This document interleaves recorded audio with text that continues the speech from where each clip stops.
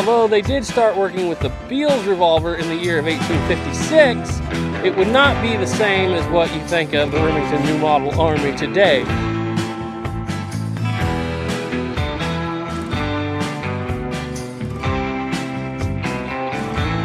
And if you're like me, you're into the history stuff, the books, you like the guns are worth their weight in gold. Because the gun, it's fun to shoot, it's fun to point with, but without the story there, if you're a history person like I am, without the story, it really doesn't mean all that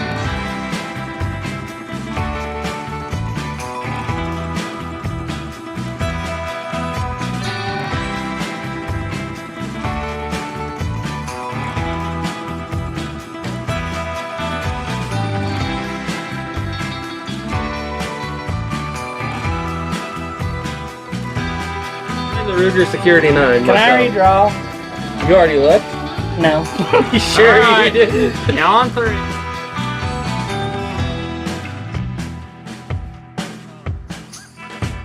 Another pro, at least a pro to me, is these guns are kind of a project. I like to look at them as I'm getting an advanced kit build in the mail whenever I get one.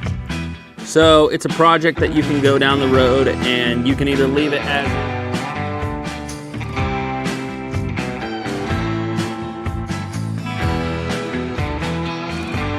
Most people believe that the Walker was Colt's first extent to a very, very large pistol, but it wasn't.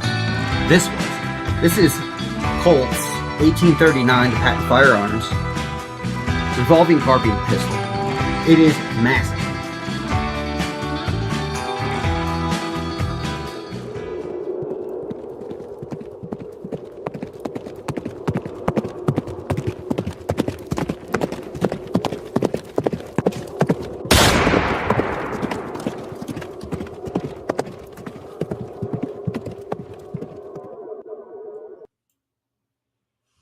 Hello, everybody, and welcome back to the Reload Show.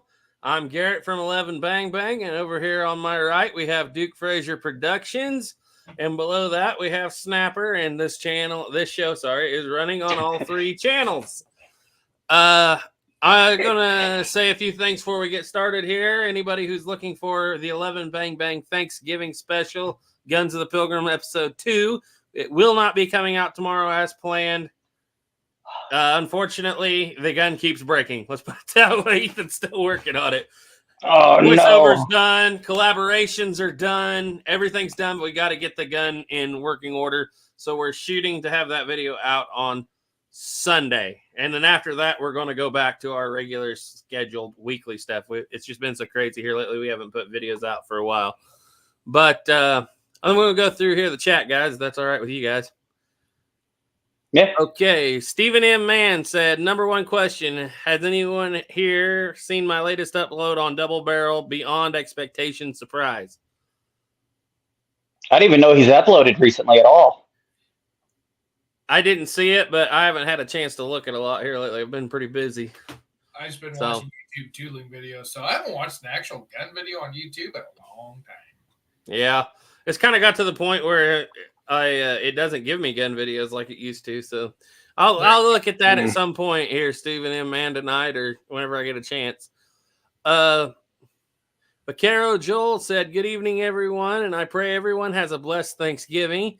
Diane Houston said, good evening, everyone. Happy Thanksgiving. Oregon Outback said hello and happy gobble gobble to all. Did anyone see the Rock Island video about the matching pair of 51 Navies up for auction December 8th in Texas?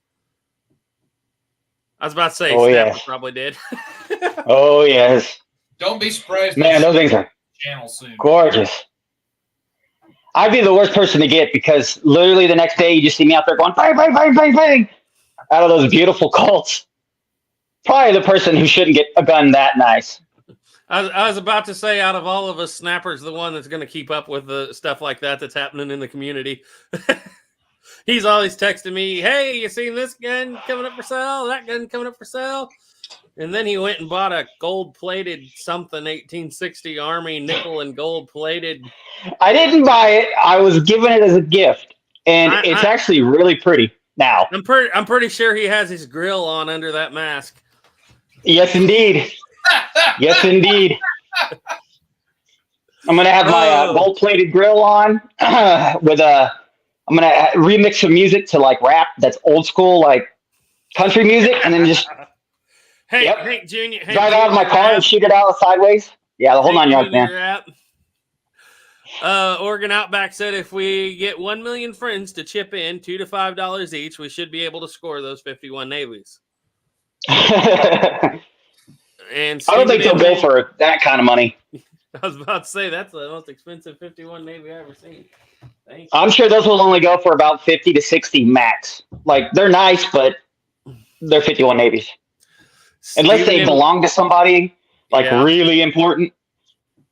And not just like a even if it was a general, it wouldn't break like 100,000. It'd have to be like Robert E. Lee's gun that's break higher than $100,000. That kind of stuff. Stephen M. Mann said, "Hi-de-o, the mountain man is here." Reed Desert Boy said, "Happy and blessed Thanksgiving to all." Oregon Outback said, "Turkey, chicken, or turducken." Sorry, couldn't see that. JP's in says, "Awesome." Chris Klein says, "Hello." Louisiana Gray says, "Happy Thanksgiving to all." Doug Dukes is in. Hi, Doug. He said, "Good evening to all. Happy Thanksgiving. Thanks for doing this." Kodak Tackman says, "Howdy, boys, and all watching."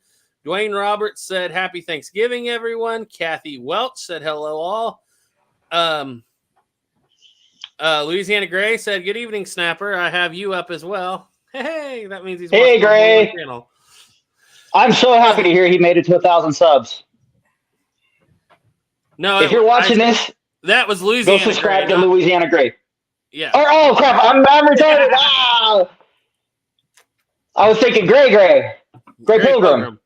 My bad. Hi, Louisiana Gray.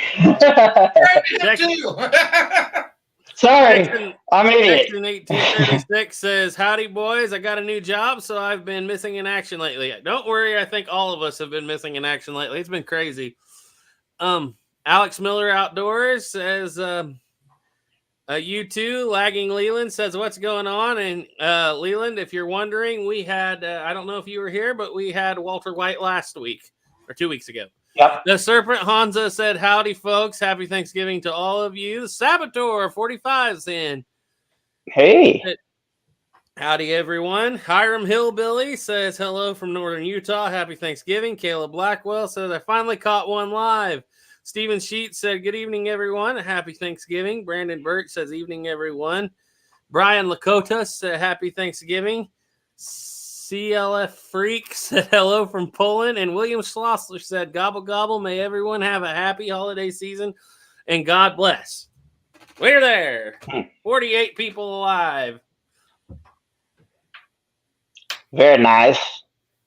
And Duke already had Thanksgiving. Yep. I How go was tomorrow at 2, and my sister don't get home until 3. So we figured everybody was home today at the same time in the afternoon. We just have Thanksgiving today. Yep. Yeah, it works. Well, I That just works. got a Christmas present while Duke was on here right before Snapper showed up. I can't show it though. Oh, at least tell. Okay, so Caleb has had this Cape. I call it a Cape 12 gauge. This is like an 18, like early cartridge 12 gauge, where instead of hitting a button or anything, you got to flip the whole forearm sideways. I call it a Cape gun 12 gauge because that's like those double. Well, it's had some issues, and I've been trying to trade him a blunderbuss for it for forever. And then right here before the show, I said, "Are you going to trade me that blunderbuss for that side-by-side shotgun?" I mean, it's got the hammers and everything. "Oh, I'll just give it to you for Christmas." I said, "Well, Hey. me that with a big stick." Yeah, no. Yeah. Wait, are you talking that real fancy blunderbuss y'all have? Only have one blunderbuss. Yeah, the real nice one. I mean, it's an India-made one. I don't know if it's real nice. Well, it's better looking than CVA Kentucky thing. Yeah, no, it's actual flintlock. It's and I've fixed it up to be pretty authentic. It's about 8 inches or well, yours. 14-inch barrel. Being What? still yours, you trade it for 4440. No, I don't think so. I was only going to trade it if it stayed in the family. Let's put it that way. Well, I'm your adopted brother. What are you talking about? Yeah. Yeah. What would you want with a blunderbuss in your historical reenactment world? Oh, I just want one just because I've always wanted a blunderbuss. No, I got it. He does a lot of the Indian Wars. There's a couple times like some old Spanish stuff ends up finding its way into the Indian Wars. Yeah, Just but saying. blunderbusses on land are not. I know, but it would be cool way to overblown. think about. It would be like what did they say when they turned the guns in? Like all of Boston turned guns in when the British took it over there and had to turn it in the early Revolutionary War. It's like they turned in like 16,000 guns from there and all over the countryside around, and only one blunderbuss, and it was old. So that goes to tell you just how Rare they were. And since we're talking about Thanksgiving, and anybody that wonders, no, Pilgrims did not carry blunderbusses. They didn't really become that popular until like almost 1700.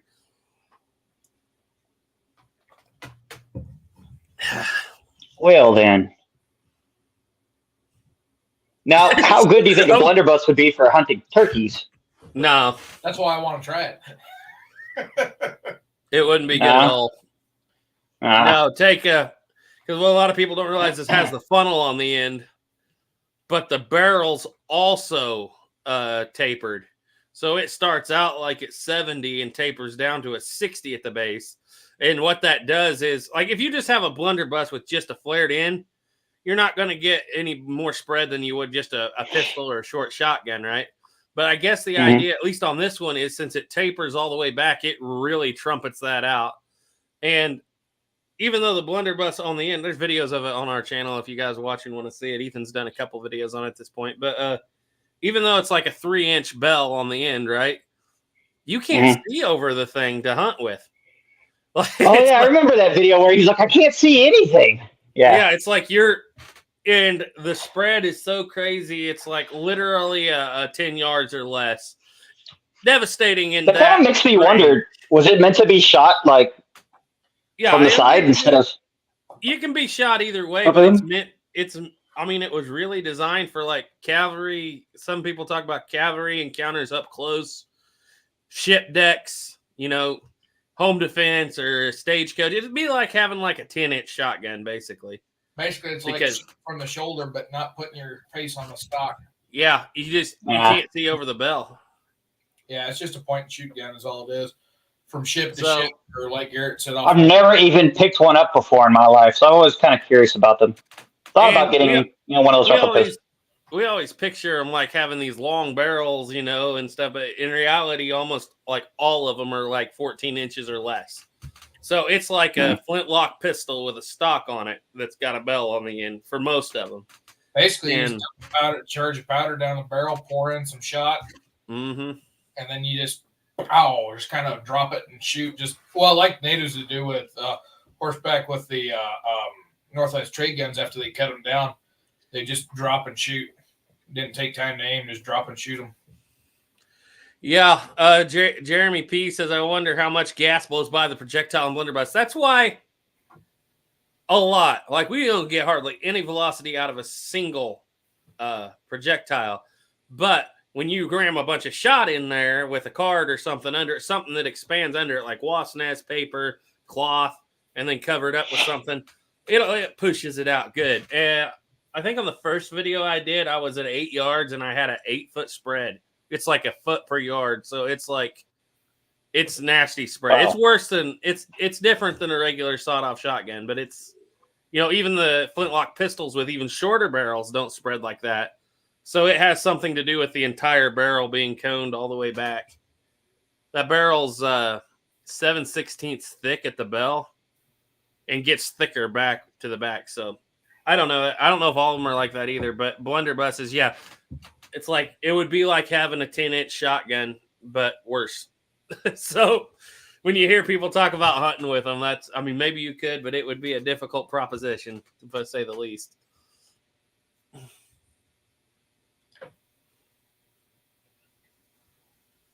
Snapper, you're awfully quiet. I thought you had a question down there.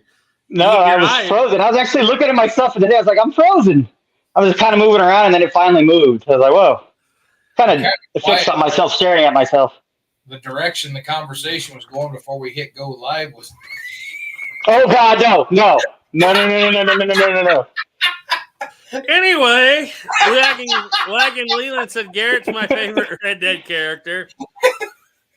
Good question here, R.A. Desert Boy, and it's good to ask this question because I've done the study. Like I said, our second Guns of the Pilgrims episode is completely recorded, everything except for the shooting footage on Ethan's end, and we actually have an entire collaboration in the video with Firearms Addict, and so that's all done. We're just waiting for that part.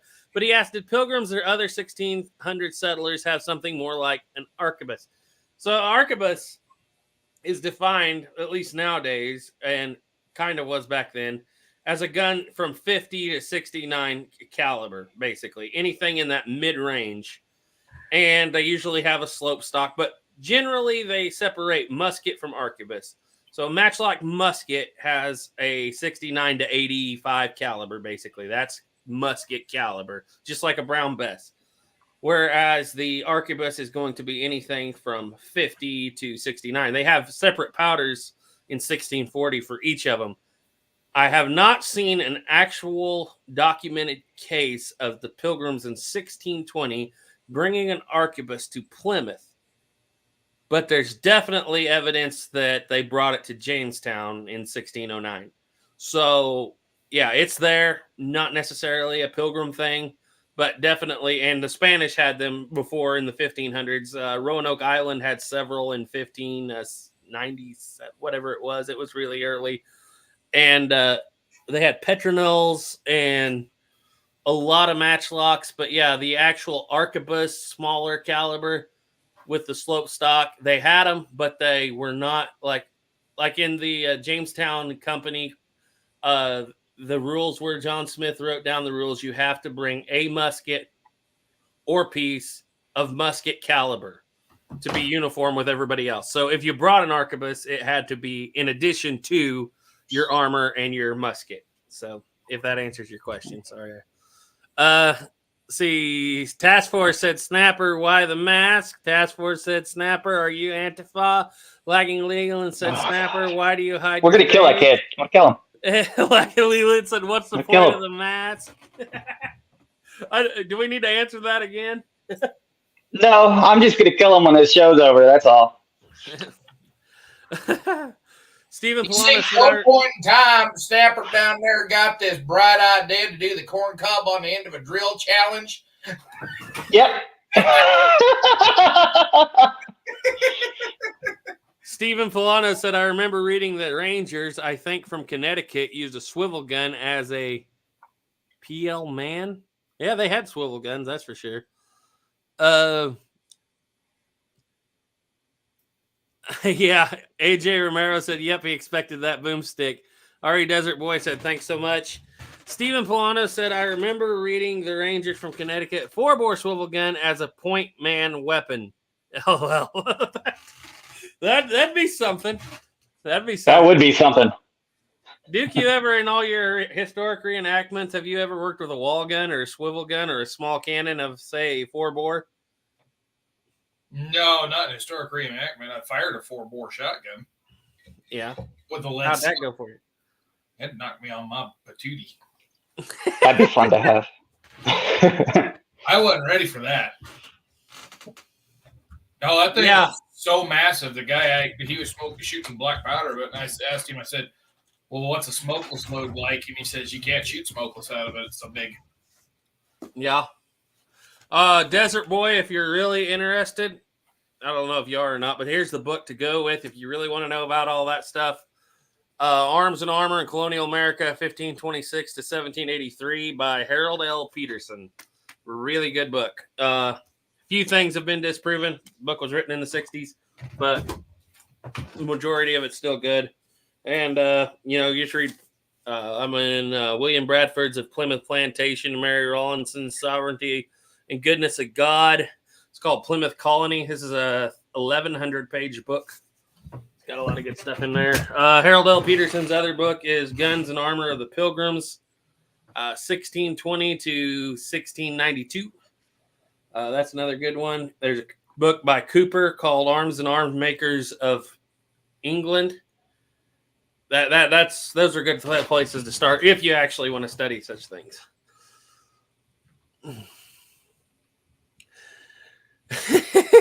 I'm not even going to read Lagging Leland's comments anymore, guys. Oh God.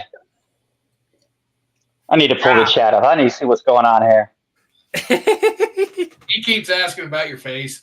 Yeah, they want to know if you wear. Task Force wants to know if you wear the mask because you're ugly. Nobody cared who I was before I put on the mask. AJ Romero said Sitting Fox made a 4-bore blunderbuss, and I don't know if they still do. Diane Houston, Garza Vlogs is in, but Diane Houston says, Duke, how is your new job going? I like it. I like it a lot.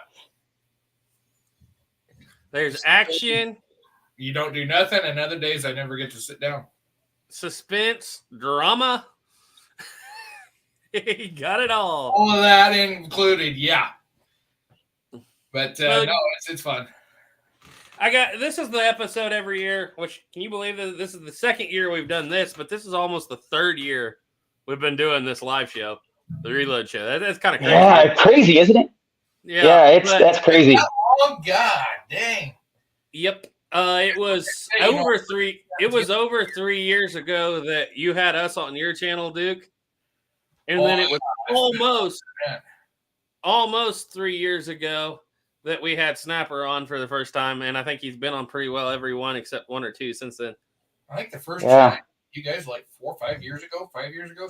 I think it might have been 4 years ago. We've only been having our channel up for a little under 4 years, so it had to have been around there. Man, that's crazy. I saw you. Garrett sent me a picture of the 49 Pocket model from the auction, and it was like 2 years ago. I was like, oh my God. I was like, that didn't even seem like a year ago to me. That's crazy. That means we haven't done a gun auction action video in 2 years. Oh, that's right. Yeah. Well, it just got to where there was, there comes a point where you've seen it all and you've bought it all that you want locally, mostly that you can afford. And so then you just go to Gunbroker. So it's like, Yeah. it's like the trapdoors have took up the last few years, which, by the way, I'm guys, still shocked on what you can find in your little area, though. yeah, The little stuff that comes into that place is nothing you would ever expect to be in an area like that. I mean, I guess you would, being that is kind of. auction is 3 miles from Fort Larned, and it's like the reenactment community from the 50s, 60s, and 70s was huge down there. And so now those guys are selling off their stuff, which I haven't been to one for a while, but that's what it was doing anyway. You know what you guys should do? You should start going to those, buying guns, and then selling stuff on Gunbroker as well. There you go. Yeah, not to. There you go. That'll raise a lot of money. Buy cheap, sell a little bit more expensive, and then you can raise money to buy cooler, better things. Yeah, it got to where a couple of the auctions we were going to, it's like when I went to them years ago and I had an idea what was going on but didn't know as much as I know now. It's like their descriptions were like so wrong, a lot of the time, which is fine. But, they would charge but people would bid way up for weird things that should be cheap, and expensive stuff was going for cheap. And that's fine. That's kind of the way we wrote it. But, after a while, you're like, it almost gets ridiculous. Yeah. But especially the ones you can't tell me that some of the very best deals ever was because somebody posted it and didn't know what they were posting, or the description was completely wrong. Yep. So quick question here. We have Hardy said, hello, you silly humans. Trey Smith said, what are the names of the companies that are currently bringing in the different styles of flintlock rifles currently? I'm looking for both a 1766 Charleville and a blunderbuss for future purchases. I don't know. Snapper only buys originals, so you got some. I need to start getting replicas. Be more like a normal person. Pedersoli brings them. Well, they're not imported by, but Pedersoli makes them. Obviously, we use the India-made muskets. Don't have any problem with them. The civilian India-made muskets, the wood's way too thick. The military India-made muskets are spot on, like really spot on. The Charlevilles, like really spot on, and they're cheaper. Obviously, you usually have to do a little work to them when you get them. As far as the India-made guns go, my blunderbuss came from Military Heritage. Ethan's first Charleville came from Military Heritage. His second Charleville is a rifle shop parts kit. It's still not built yet. Brown Best, first one we got, Military Heritage. Second one we actually bought from Duke. It's a Pedersoli. But if you want one of those entry-level India-made muskets, especially for military or blunderbuss or something like that, I use Military Heritage. You can use a Veteran Arms, Middlesex Village, those kinds of places. Those bring in the cheaper ones that you have to work on. As far as rifles go, I really like the. I mean, you can look at like traditions and stuff, but I really do like the. Why can I not think of their name, Duke? We own like 3 of them. What's that? Kibler rifle. Oh yeah. They're not that hard to build, and really not hard to build at all. And they're worth the money, I think. Duke, you know of anybody you would suggest that's importing or selling flintlock rifles? Just Dixie. That's Dixie the only one Gunworks? I can think of off the top of my head. I forgot about that. Midway USA has them occasionally. TMV. Yeah, there are custom-made sites here. Yeah, it depends on what you're looking for. If you're just wanting cheap Pedersoli, you know, you got Dixie, you got Midway. That's the main ones I can think of that have flintlock rifles. You're wanting custom-made, there's TVA, there's Kibler, there's Cash Took Bowcraft. Yeah, that sounds familiar. Setting Fox, but I've heard bad things about them recently. I don't know if that's true or not. Could just be something I heard. Used to be the one guy that made the best Star. trade guns was North by North Star. North by North Star. But, North Star. North Star, yeah. Yeah. But no, I had saved up my money to buy one from him, and I went on his website, and it was down, and I had written the phone number down before, and I called it, and was informed that the guy had passed on. So The channel Turkey Creek 1823 had some for sale last summer. We bought a custom-made 1803 Harper's Ferry from him, but he had some really super nice Carolina-style trade guns, Northwest-style trade guns, some other stuff. I don't know if he still has it or not that he was thinking about selling, but and when he's a good guy. looking in there, custom muzzleloader custom flintlock rifle builders, there are a lot of them out there. You just have to look. Yeah.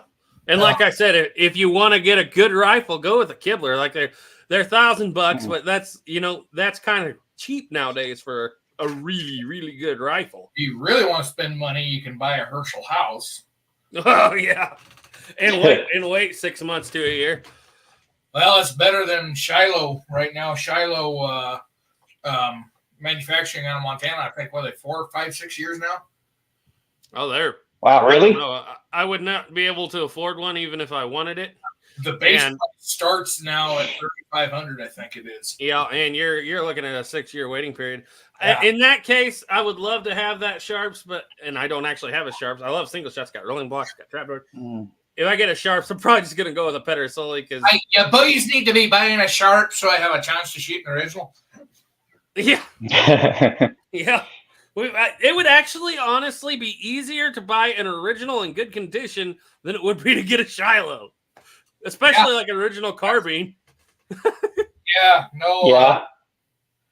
The one I really want to get, and they are very rare, but Chiappa makes a 5070 replica of the conversion, the 63 conversion to 5070. But man, they're hard to find. One popped up on Grunbroker. It was $2,200 For a conversion 5070 carbine? Yep, for Yeah, 2200's nothing though compared to a Shiloh. Yeah, I know, but Yeah, that's nothing. for $1,500 that's in decent condition. But Yeah, I think that's changing though, because you know how hard it is to touch an original 1860 Army for less than $1,500 nowadays. well, that's true. Yeah, it's Yeah. yeah. You're looking, I think I get 19 for ours. just because it had a little historical I was background. on there the other day, and Spencer carbines. I was surprised Spencer carbines are low. Yeah, we got one. That's something I need to pick up one of these days. 900 for our Spencer. Yeah, Really? 800 to 900 to maybe 1,000 on some of them. I think by the time you paid taxes and fees and everything, it was probably $1,100, something like that, like $999. It's still not bad at all.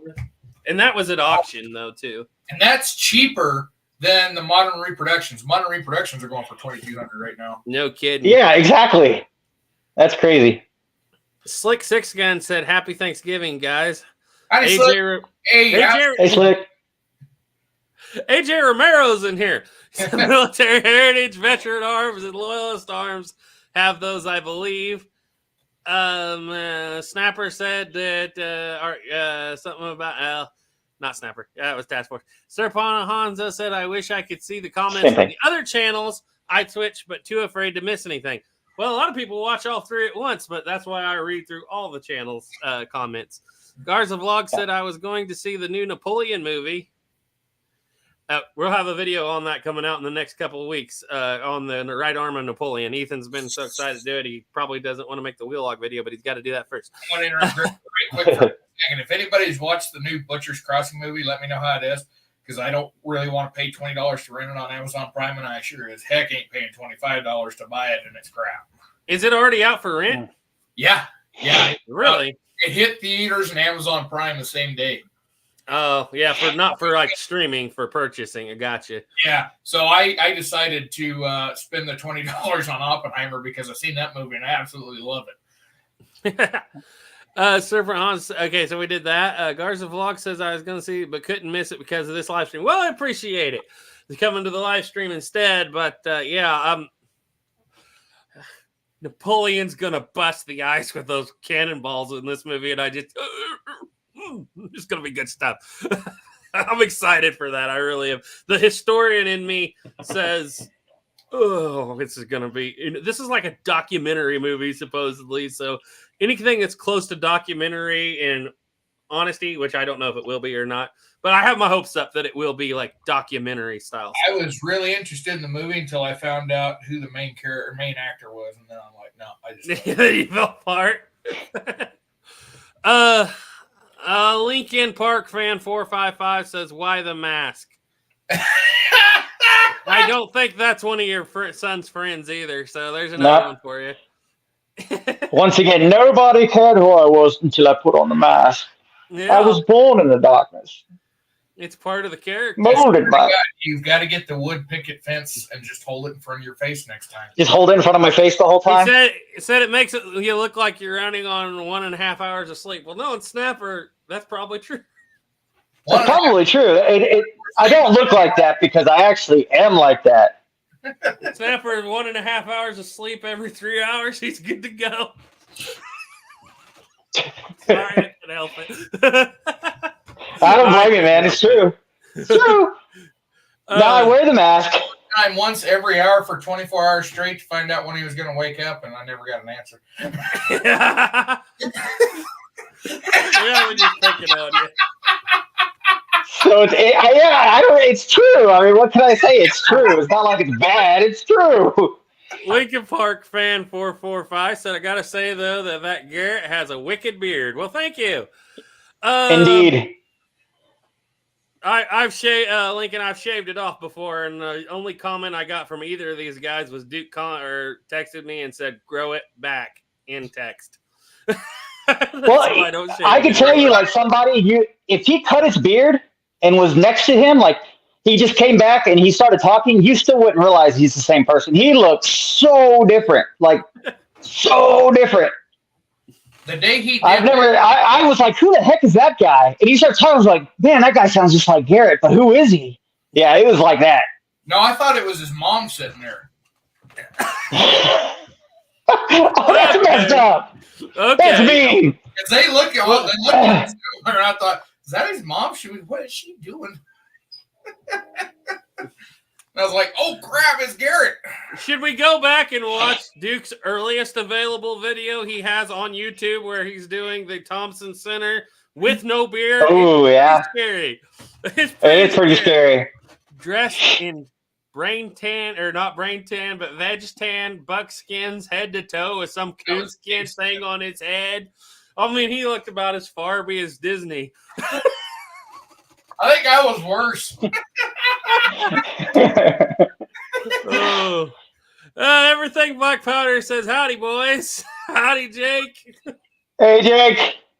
Oh, yeah. I just finished making a batch of 4 1-to-1 because it's Arquebus powder, non-compressed.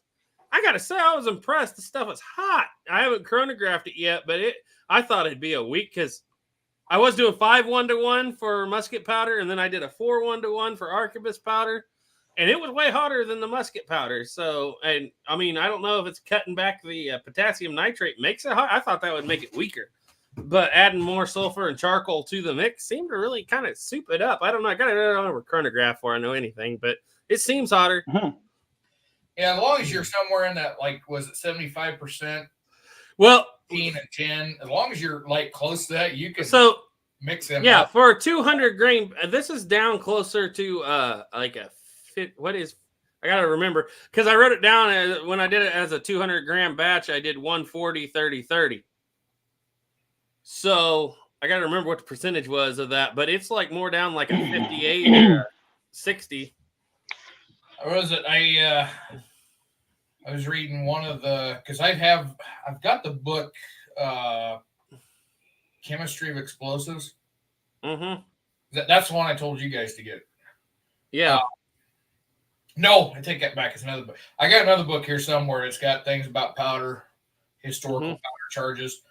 And they had like the proportions that the British were using, because the British had back in the day, they had as many different varieties as black powder as what we've got smokeless today.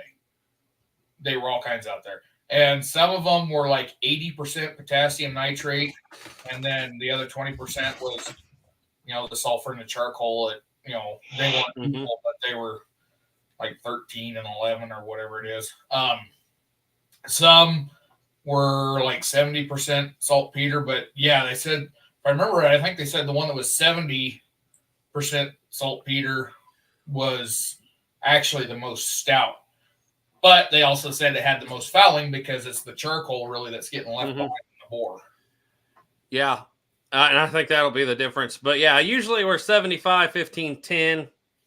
We changed that and it's written down out there, but I haven't made a batch of regular powder in like 8 months. So what were we doing? 75, 13. Is that what we were doing, Snapper? I was doing 77. I was doing 77. Yeah, 77. 13, 11. 13, yeah. 13, 10. Yeah, that's what it was. Yeah. And I don't know if that's the way to do it or not. I have to go talk to Jake because he's the one that stays current with all those. Usually it's whatever. That's what Jake pointed me at. Yeah. That's what Jake pointed me at. And with the Balsa and stuff, man, that stuff is woo right on. Yeah. Question here, and this will be more for Duke. Did anybody have any idea if the usual suspects are even making P53 infields or 61 Springfields? It's been years since I've seen any of them in stock at any vendor. I don't even know if Pedersoli is doing it anymore, are they? Yes, but they are ridiculously priced. Once again, you can get a decent original for $1,100. But some of these places where you reenact, some reenactment groups, you cannot use originals. Yeah, that could be. Aww. Yeah. I'm not a reenactor. To me, that would kill it. Yeah. That would kill it for me. I was like, I want the gun that was actually here, dang it. Like, I wouldn't want to carry a replica. The thing of it is that, and the Park Service also puts this in too, that you can't use antiques, and that's because they're irreplaceable. Once they blow them up, you never get them back. Well, that, and when you're reenacting, you may actually want it to look like it was issued to you last week. Right. That is true. Yeah, you don't, like, coming up with a gun that looks 170 years old. All those guns were new back then when they were. Yeah, that's true. I guess that's the difference between reenactors and shooters and collectors. Unless you're like Duke, all of the above. Trust me, there's a lot. Yeah, if you're reenacting, you want a gun that still looks new because it would have been new. I call them the Indiana Jones reenactors. It belongs in a museum. Oh, God. Oh, you talk about the guys that show up with the originals or the guys that don't like people showing up with originals? The guys that don't like people showing up with the originals. Oh, yeah. I get that all the time, actually, on the channel. It belongs in a museum. Oh, I do too.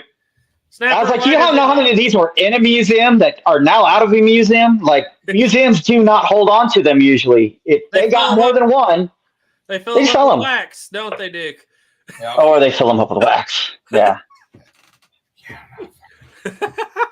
For what I've personally seen lately out of some of the museums, I wouldn't want any of my guns to be anywhere near a museum because some of them will actually deactivate the gun so they can put it on display.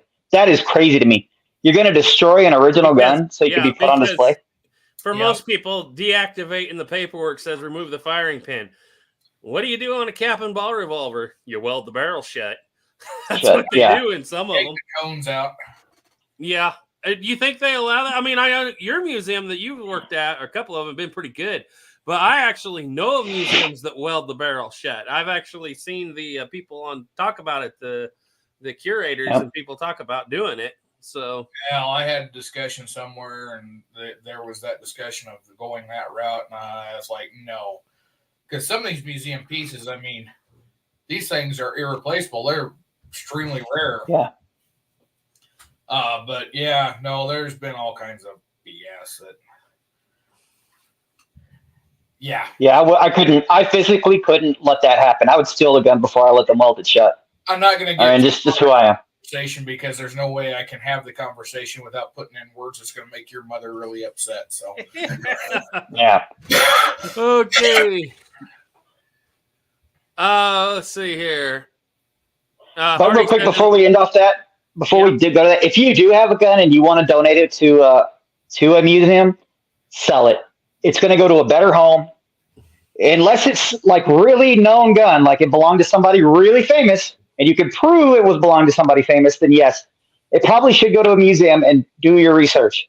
Make sure it's a museum that doesn't do anything stupid with them.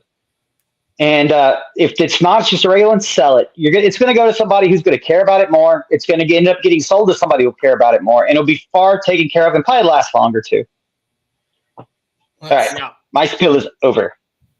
Right quick, Sabater said I'm late on the blunderbuss talk, but the Museum of the Fur Trade had two.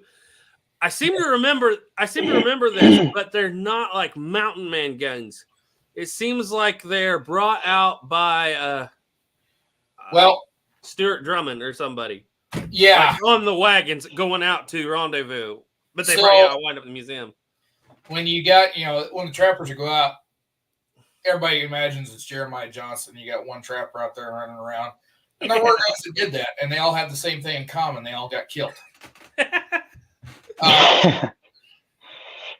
So a lot of times these trappers are going to go out. They're going out in bands. And when you go to set traps, it's 2 or 3 guys. Because while one guy's down there in the river setting his trap, he can't have his gun on him. Can't have his powder horn. If he falls in the water, he's done. So there's a couple guys up on the bank basically covering his back while he sets his traps, and then he helps cover their backs when they set their traps. And that's how a lot of these guys operate. Now, like I said, yeah, there were some guys, like old Bill Williams was known to take a canoe and he'd go out after dark because he was always by himself. And guess what? He got killed.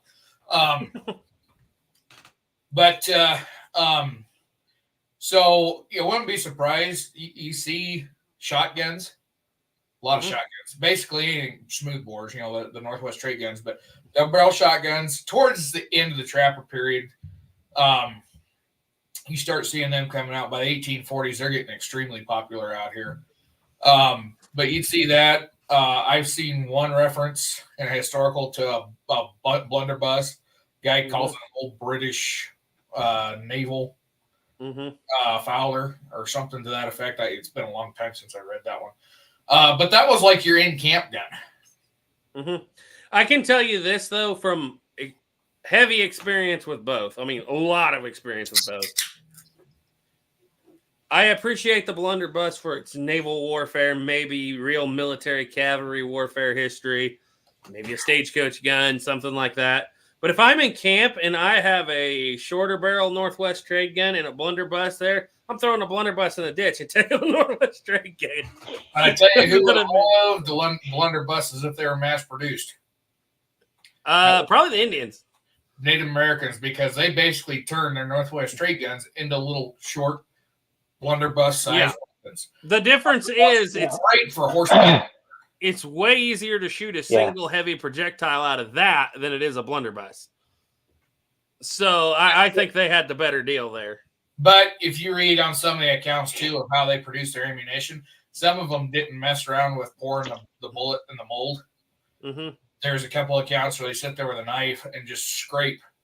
And everybody, you know, I've told this to people, and I said, well, there's no way you can scrape lead into shavings with a knife. It's like, yeah, you Yeah, can. you can. Lead Yeah. is easier to shave. Have you ever sharpened a pencil? Yeah. Yeah. You can take the back of a knife, that 90-degree back spine, and sit there, and you get a nice pile of little shavings. It's just be like perfect for tinder shavings. And then take a lot of them. There's records of them. They take those shavings, put them in their mouth, and then they just chew them into a ball. So you got a ball that's probably Ballistic projectile. near. Well, it's probably nowhere near circular, and two, it's nowhere near the size of the bore. Yeah. They ram that thing in there, and so that's why they were close-up guns. They weren't really, when they're cut down for a little short, they're going to be just as accurate as a blunderbuss. Well, the one, and you have to correct me on this because it's been a while since I did the study, but the one of the main references I saw was short Northwest guns cut down right up into a buffalo herd. Yeah, I got it, like real close.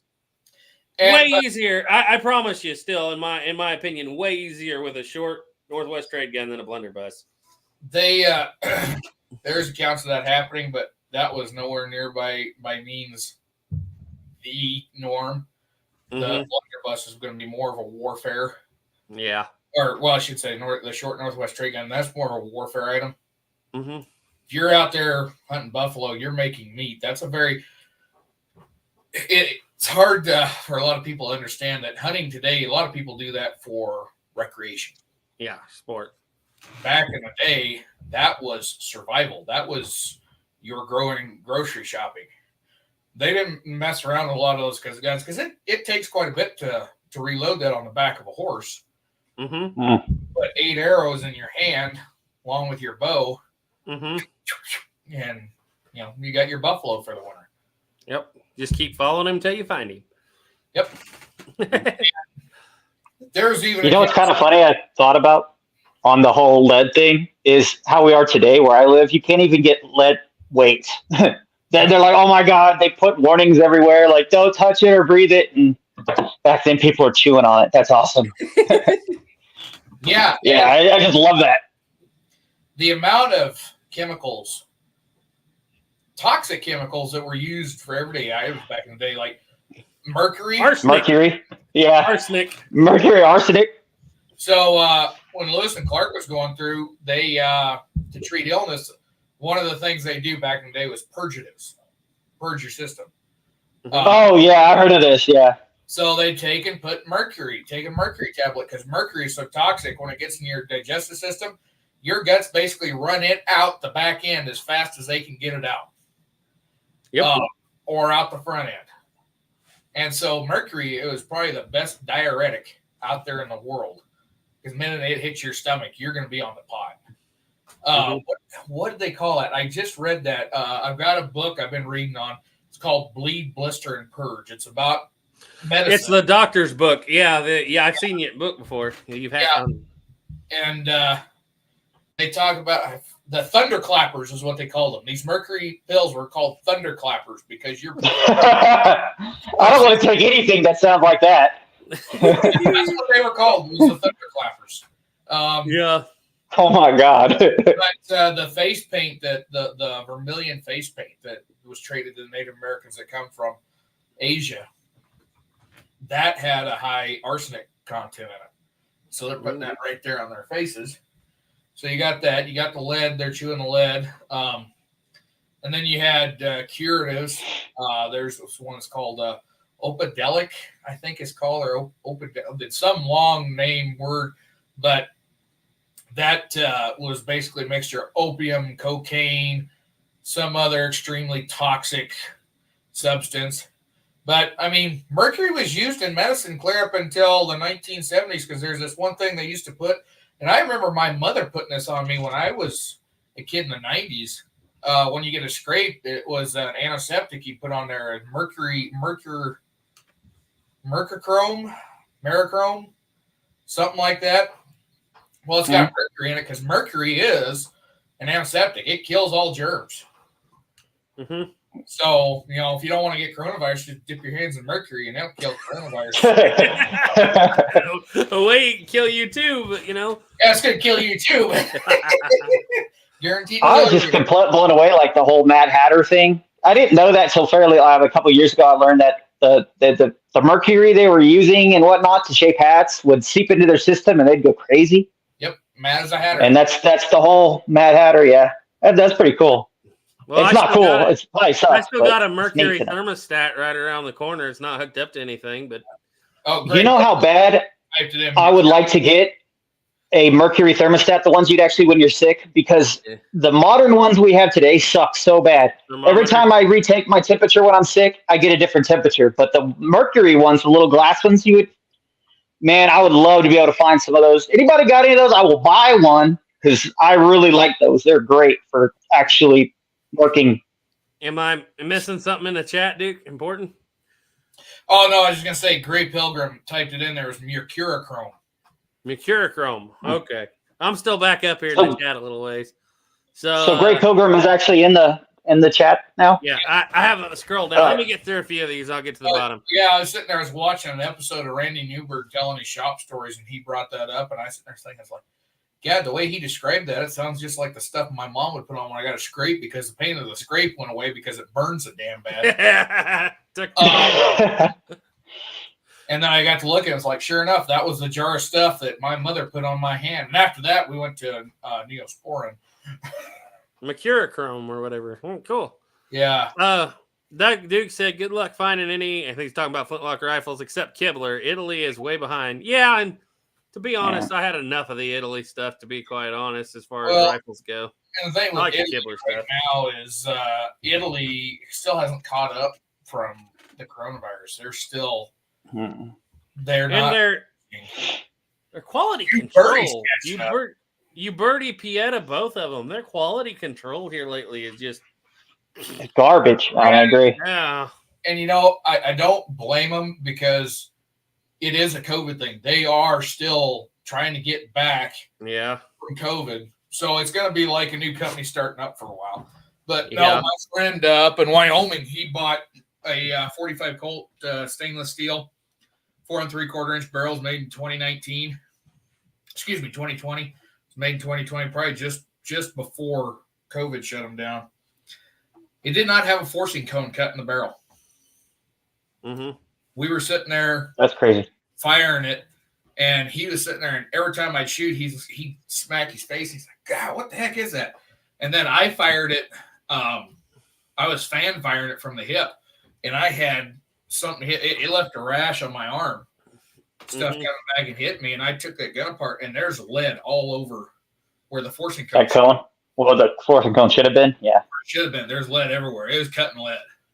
And so I told him, I said, there's no forcing cone in that barrel. So we thought somebody had cut it down. Well, come to find out, no, it came out of the factory like that. Just And no so- angle. That's crazy. No angle inside the forcing cone. They cut Like the that little. barrel off to the back flush and then put the cylinder in there. It was basically like a Patterson. And he took it to a gunsmith, and the gunsmith sent it to another gunsmith he knew that actually had a forcing cone reamer. And So they had some we kind of shot it. short frame, a shorter frame then, and No, they basically just screwed the barrel in and never reamed a forcing cone into the back of that barrel. Oh, They oh, probably this- what did forgot you to say actually this do was that on? step. what did you say this? A single action. Oh, single. Okay, I thought you were saying cap and ball for some reason. Okay, yeah, I understand what you're saying. So Yeah, even cap balls need a forcing cone. But Yeah. on this 45 Colt, it's like it was a good thing we were shooting cowboy action loads, because if we'd have put a hot 45, I think that gun would have popped. yeah, probably. That's crazy. Brandon Burt. You know what? Go ahead. Go ahead. I was moving on. If you got something to say on the subject. So I finally got that new gun in, and so this will be my second Army San Marcos I've had, that Walker from you, Garrett, and this 1860. I really like Army San Marco guns. Holy cow! It's like to me, it reminds me of a Uberti, but better quality. Like the screws are actually hard; they're not made out of butter. And I actually really like the Army San Marco. It's kind of a shame they went out of business. Every one I've ever messed with now has actually been a really nice gun. Yeah. Here's a good one. Brandon Birch said, I have a random question. Y'all know anything about the Adams revolver replica? You all know about the Adams revolver replica that's coming, by the way. Have anyone heard, is anyone interested in reproducing the Trantor revolver? Well, I have an RIC, an original. It's another one of those deals where they're really a lot more common than the Adams, and so another one of those deals where the replica is going to cost more than the original. There is some Adams made, and I think they're going to be $1,200. Yeah. He said that. He was just wondering if anybody was talking about making a Trantor or a Constabulary. You know, it's that Bulldog type of revolver replica. But I'm holding out for when the 50 caliber Adams comes out. I may seriously consider one. That would be kind of cool. That would be really cool. Gray Pilgrim had a guy on his channel. Sorry if I can't remember the name right now. I subscribed to him, who actually has one of those 50 caliber Adams originals. Oregon. Oh, wow. Something. Remind me, Gray Pilgrim, once I get down there. Oregon something I have to remember. I'm sorry for forgetting. Not Oregon Outback, is it? No, not Oregon Outback. Hardy said, I heard somewhere Herschel House was like an 8-year waiting list. The Saboteur said, I've been wanting to restock my Lehman trade rifle. Duke knows how it looks. And it's, it's too bad because it's a beautiful stock, but wasn't inlet very good. Shashula said, I have the Pedersoli Sharps infantry rifle. Does anyone make a conversion kit to convert it to metallic cartridge? I think you'd have to have that done by Gunsmith. He has a Pedersoli Sharps infantry rifle. Does anyone make a conversion kit to convert it to metallic cartridge? There is a gunsmith that was doing conversions. I don't know if he's still doing them or not, because he was doing that back before the current situation on producing a firearm. Because technically, you are producing a firearm once you convert that to cartridge. But yeah, there was a guy that was doing that. He'd take the block out, he'd put it in the mill, cut it for a firing pin, put a firing pin in there. It was using the Pedersoli firing pin, and then he just cut. Don't you have to cut the frame slightly too? I don't know what all he's doing. I know he's sleeving the barrel, but it was expensive, like twice the cost of the gun to do that. Yeah. Ooh. Imagine somebody probably does, but I would imagine you'd have to fit it. But now, if it was, they make a conversion block for a Spencer. I know that much, but if you can find an old gunsmith, and I'm not talking one of these that can slap an AR or an AK together in 20 minutes. Actual gunsmith that knows how to run a mill machine by hand and all that, they can do that stuff. But the thing of it is the cost. It's going to get so expensive that it's not feasible to do. And I know there are a few gunsmiths that can do that stuff, and they won't just because it's too much money for them. Jeremy P said, how did the replica Spencers compare to the original? I've never handled a replica. I'm sure Duke has. I've handled original. I have handled. So when I was working up there at Fort Laramie, we had 1 in 5650 in our living history firearm storage for the Black Powder program. And that Spencer, I cycled that action quite a bit. That Spencer actually had a very well made. That's probably one of the best made Italian guns I have ever handled. I really enjoyed. In fact, one of these days I'm going to buy a Spencer, a Chiappa Spencer. Compared to some of the other stuff, some of the other stuff isn't as good, but those Spencers, they're wonderful. The fit and the finish is beautiful. Now, that gun was made in the early 2000s, so I don't know if the current ones are as good, but that particular one was really great.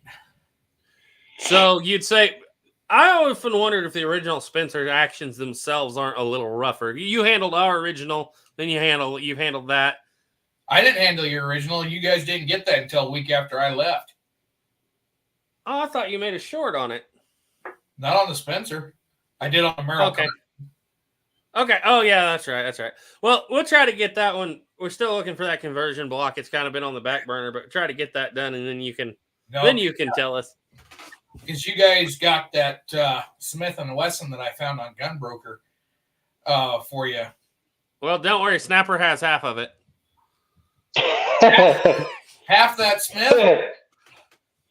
The cylinder.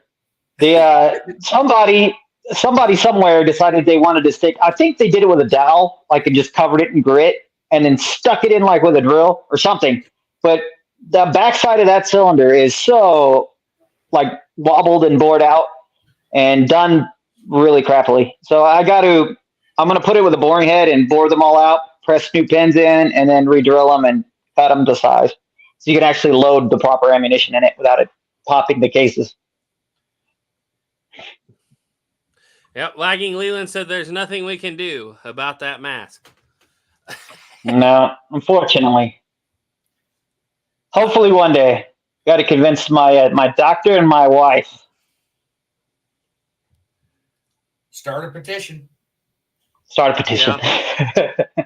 Now, if you guys want to get rid of the mask, somebody that's good with woodwork, just make the little picket fence like what Wilson had in Home Improvement. That would be hilarious. I finally got rid of it and just come in with a little fence. Yeah, that would be hilarious. Troll everybody. Desert Boy. Yeah, we actually got that Spencer. I want to say Gunbroker of all places. Yeah, and the original, at least in that case, was quite a bit cheaper than a reproduction. What are reproductions at? 1,500? 22. Yeah, they're like 2,000 now. Yeah. Whatever the reproductions are at, got that one for right around 1,000. So, like I said, the auction bid was lower, but with all the fees and everything and shipping and taxes. You cannot touch a reproduction Spencer or a reproduction trapdoor for less than 2,000 hardly anymore. Yeah. And it's really a shame on those trapdoors because those trapdoors are crap compared to originals. Okay, West Alabama Sports and Outdoor said Duke Butcher's Crossing was okay, not worth $20 in his opinion. Good. I'll wait till it comes up free in about a month and a half when it doesn't sell worth a dang. It'll come up free on Amazon. Stephen M. Mann said, Snapper, just tell them the mask is Man of Mystery. There you go. Hiram I could get one of those neck gaiters that has a face on it, so I put it over my face, and it's a different face. Yeah, I watched Butcher's Crossing. It was kind of like Hateful Eight at times. I would not spend the money if I were you, just like West Alabama Sports said. Diane Houston said, has Snapper taken off the mask for Duke and Garrett? Yeah. Well, if you remember, poor Garrett had to go to the hospital like 2 years ago, and he almost died. And I made the mistake by taking the mask off that one time, and he ended up almost dying. So imagine what would happen if I accidentally took it off now. Intensive care for 2 weeks, man. Hey, Stephen M. Man, just a heads up. I was looking for your address. I couldn't find it, but here it is. So when I find your address, it'll be coming. Yeah, you guys don't get to see it, but this show actually usually carries on way after it shuts off. I really wish people could see some of the after shows because, man, they ended up getting really good. Yeah, we'll probably, no. Yeah, no, I agree. The free show is getting pretty good. Oh, God. Desert Boy said, Snapper, when I was a kid growing up in Vegas, I remember quite a few. Yeah. With a mask. Okay. Gray Pilgrim said, hey, guys. Hi, Gray. I know you were in here a while back, but I'm just now getting down to that comment. Let me blow on through here, guys. I'll be looking for questions. Hardy said, yeah, we was talking way back about Duke being Farby in that first video like Disney. He said at least Disney had an original flintlock long rifle, not a Thompson sitter. Oh, I'm just Garrett, have you used your military heritage musket for squirrel hunting? Yes, on several occasions. Matter of fact, I think there's 2 videos of me on 11 Bang Bang using the military heritage musket for squirrel hunting. A couple of Ethan using his too. Squirrel hunting videos on there. Yeah, work real well. Let's see. Everything Black Powder says 77-13-10. That's way back. All right, guys. Y'all hunt. Lakeland Park fans that wants to know. We'll get to that in just a minute. Because that's going to be tying into the Thanksgiving part of this show. I'm looking for questions, guys. Desert Boy said, "Gents, tactical question: how come the U.S. cavalry never had grenadiers like Europe, in addition to cavalry and infantry, or gave them some grenades for facing grouped enemies in the 19th century?" Dude, Well, the thing about grenades is grenadiers on horseback in Europe? that I don't know much on, but if you're talking about like using grenades like they did way back, those little whatever the heck Bombs. the little bombs, those were all really starting to play out by the 19th century. In fact, I've never seen a reference to it even into the Revolutionary War. But in World War I, they were still using some of them. But yeah, see, World War I, getting in trench warfare, that's when they start making a comeback. yeah, That's kind of what I thought too. I thought they kind of disappeared and then started coming back at World War One. But I'm probably all wrong. Go ahead. I was going to say, you don't need to have the hand-thrown ones when every army usually comes with some form of cannon that fires some form of explosive shell. They can reach a heck of a lot farther than what you can throw. Yeah, I've actually heard, and I don't know if this is true or not, Ethan could probably tell you, that the grenadiers in the British Army had already stopped being true grenadiers by the American Revolution. I don't know if that's true or not, but I've heard that. And they actually got the long land pattern brown besses during the American Revolution. But I don't know if that answers the question or not, Desert Boy, but I hope so. Let's see. Yeah, using those grenades is not. It's conducive to close quarters combat. It's not conducive to the European Napoleonic tactics of lining troops up 50 yards apart and throwing lead back and forth. I never really heard of horse-mounted grenadiers, but I'm not that big of an expert on like 18th century European warfare. Where I have seen those used in record is in naval warfare. Throwing them from ship to ship. Yeah. Lagging Leland said Garrett wearing a white hat means he's a good guy. Snapper wearing black hat, that means he's evil. Of course, everybody knows that. Gina Woods said, hey, happy Thanksgiving to all the 11 Bang Bang fans and guys. So glad to see you guys. Hope my sons are doing well. Hi, Mama Woods. Hello. We're doing good here. We're doing good. 50TN CSA. Yeah, I got that book actually. No, I sent my copy to Duke. Hey, did I send you? Did I send you Robert Rogers' diary? Yes. Okay. So I don't have it to look at it right now, but he said, didn't Robert Rogers guys cut down brown besses? Okay, this is going off memory. Yeah. From what I understand, they found the end of brown bess muskets in their camp. I can't remember if there's actually a historic record of it being when they did it. Pedersoli was advertising these brown bess carbines. I almost bought one. They're quite a bit shorter. I think they're 8 inches shorter than the full length. But Robert Rogers, yes, they did have a shorter one. But that was not the second pattern. They were cutting down the long land pattern, basically making equivalent size of the second land pattern during the French Indian War. And if I remember right, they went to wooden ramrods. I've got a book on Robert Rogers here somewhere. Task Force Tyler says, yeah, you should have that one I sent you. Task Force Tyler says, Snapper, the FBI says you were involved in an incident in 1987. Can you please explain to us what that incident was? The Miami-Dade shooting? Oh, no. I got away with that. If it wasn't for that stupid little kid, I would have gotten away with it. Suspect number 3. I've been thinking about taking Task Force Tyler out hunting for the first time. We're going to go hunt lag in Leland. Yep. I don't even know who Lagging Leland is, but he seems to know you. Let's see, One of my guys. son's friends. One of my son's I'm, friends. Scrolling through here and looking for questions.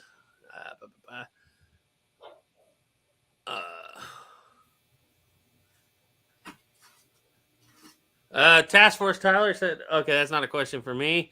He said, okay, Task Force Tyler said, Leland, can you explain to me Garrett's character arc again? I forgot about it. This ought to be good. I haven't read it yet. Lagging Leland says, Garrett was a legendary hermit who hunted down the mythical gold squirrels. He later retired from hunting and settled down, finally being at peace.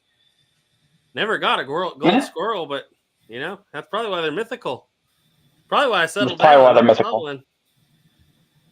Gray Pilgrim said he agrees Snapper has 4 Army San Marcos. Garrett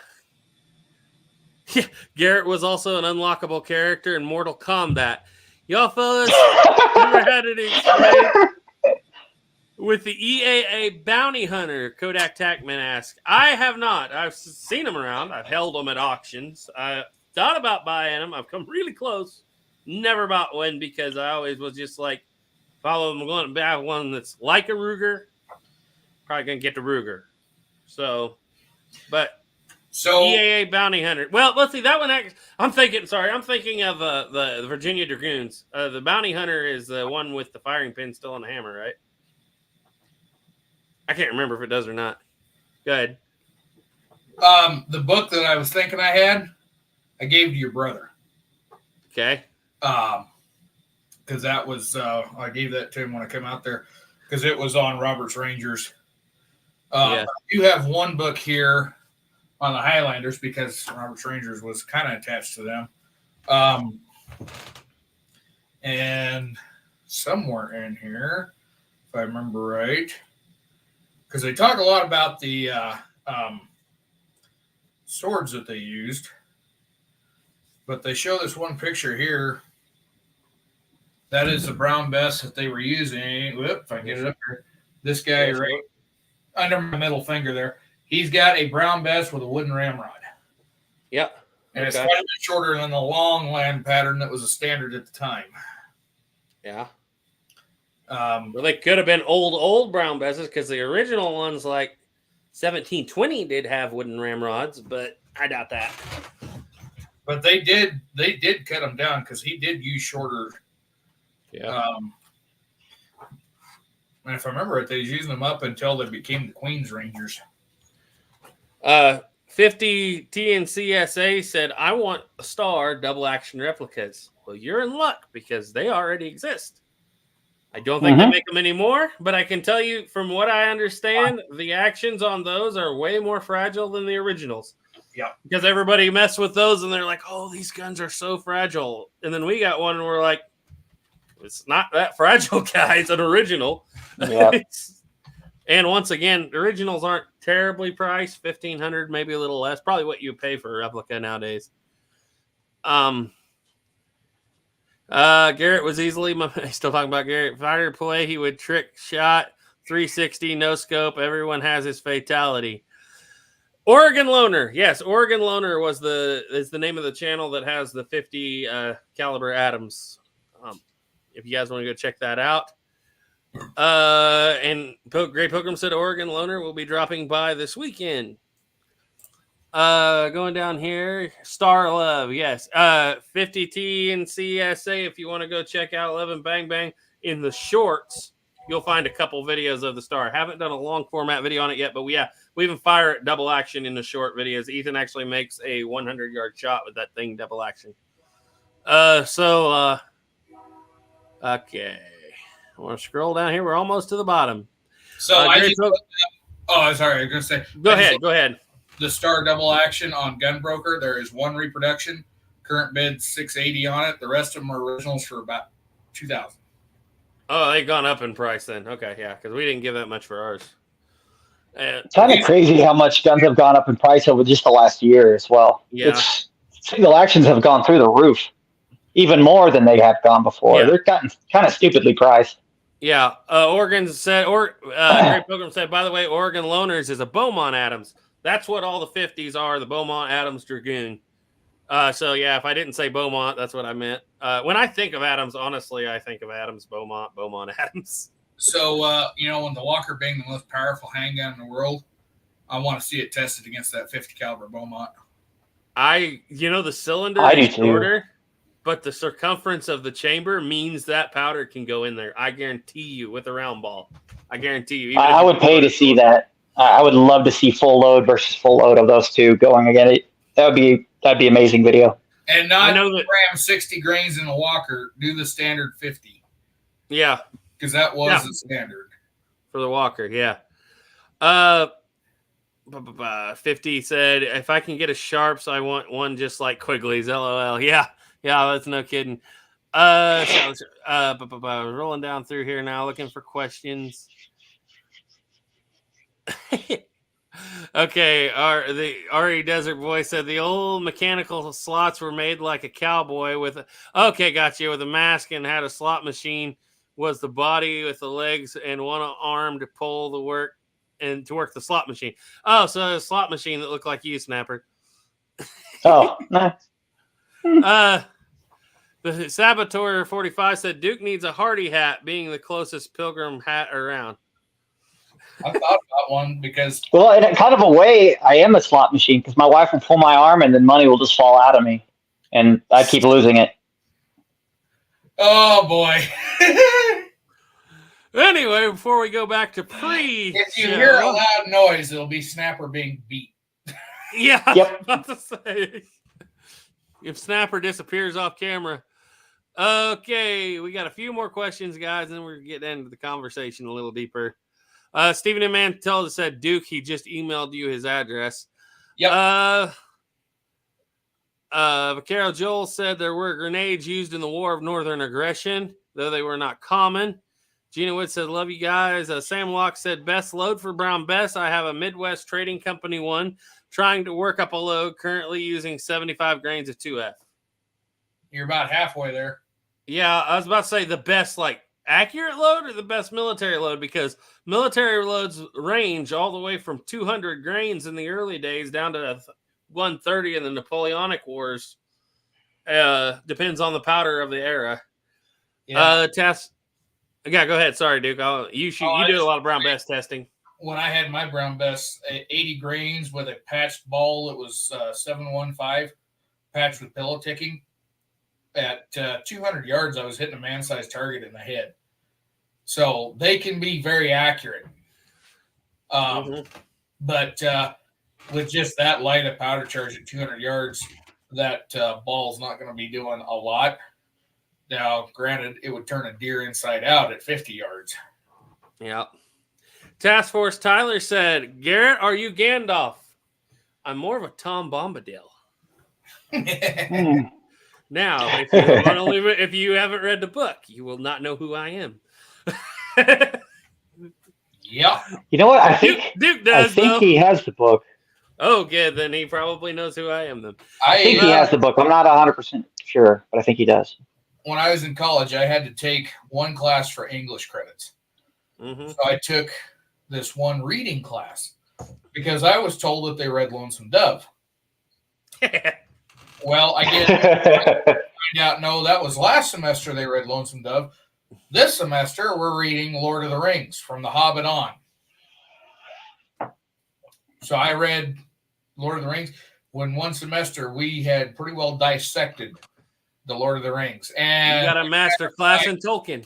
We was going to read the Silmarillion, but we ran out of time in the semester.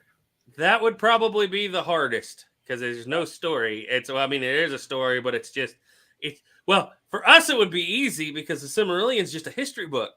Yeah. It's like what we read. It's like what we gig, and we love it. But other people are like, "Where's the story? There's no story, just this history book." All the way. Basically, what Tolkien was writing was the English mythology because England had no mythology because when the Romans came in, whatever culture existed at that time was erased.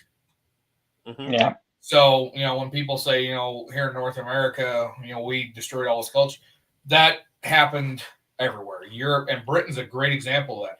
That's why we don't know why they built Stonehenge. We don't know what its purpose was.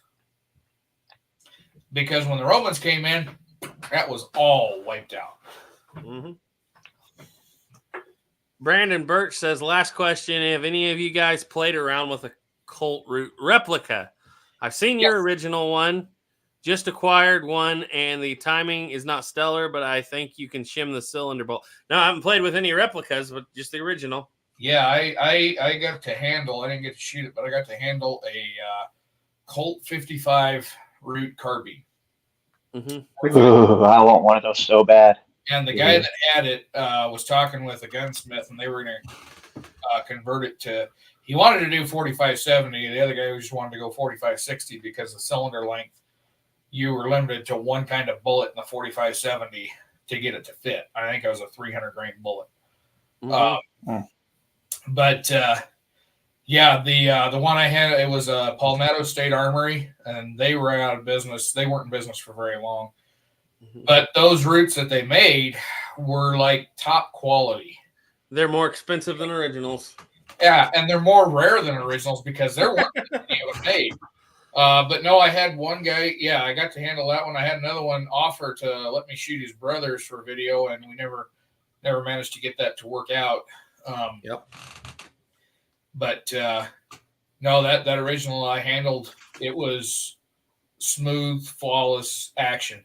Now, if yours is a little bit out of time, if you're talking about shimming the bolt, I imagine it's probably just worn out. He corrected, said shimming the base pin ratchet. Oh, okay. Yeah, something's a little wore out then. Yeah, I gotta look at. I got it right over there in that wooden box, but I can't get it out and look at it. Sorry. Yeah, and I managed to get that Garrett's root at a time. What the heck did I do? I took the cylinder pin out of that or something. They are a little touchy. Yeah, you usually just lock it back into time, though. Spin the cylinder back into the locking in, and it works. Because Caleb handed it to me, and I was like, and normally, like I have to do with every gun, I got to take it apart. Yeah. And I got to take it apart, and you know what's funny though? It's got the depress spring to take the cylinder pin out in 1855, the depress button instead of the screw. Yep. I think that's why I think that's where the 77 got that depress as well to remove it. And I think that's I read that they started doing that with single action armies as early as 1892, but it was custom. Like you would have to custom order it with that depress instead of going to 96 when they came standard. I think it came from the root.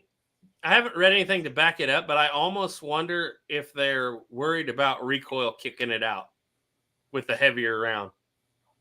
Because they do it on their lighter caliber guns before that, but the 45 Colt takes for, I don't know, maybe that's just high in the sky too. I don't know. Well, I can tell you one thing, on this 4440, I was shooting it one day and all of a sudden my cylinder bound up. Could not figure out what was going on, and I went to take it apart, and the base pin was already all the way coming out. And that screw on that dingus come flying off, and the dingus completely disappeared, and that pin just walked its way out every time I was shooting until it bounded up. On my Blackhawk, using those 315 grain bullets at 1,250 feet per second, that recoil, I backed that off to 23 and a half grains because I was running 24 grains of H110. I backed it off because it kept kicking. Like it kept kicking the base pin. And you can get stronger springs. You can get different base pins for it. But I backed it off just a hair because that recoil seriously does kick the base pin out on that gun. I'm guessing that's one of those special base pins they make that they actually drill into the little bit so they lock up completely. Or they have a little latch on the bottom. Yeah. Sorry. Let's see here. Firearms Addicts in here. Hey, if you guys, hopefully you guys will be seeing him on the 11 Bang Bang channel this Sunday, if everything works out. Hasn't worked out till now, but hopefully it will.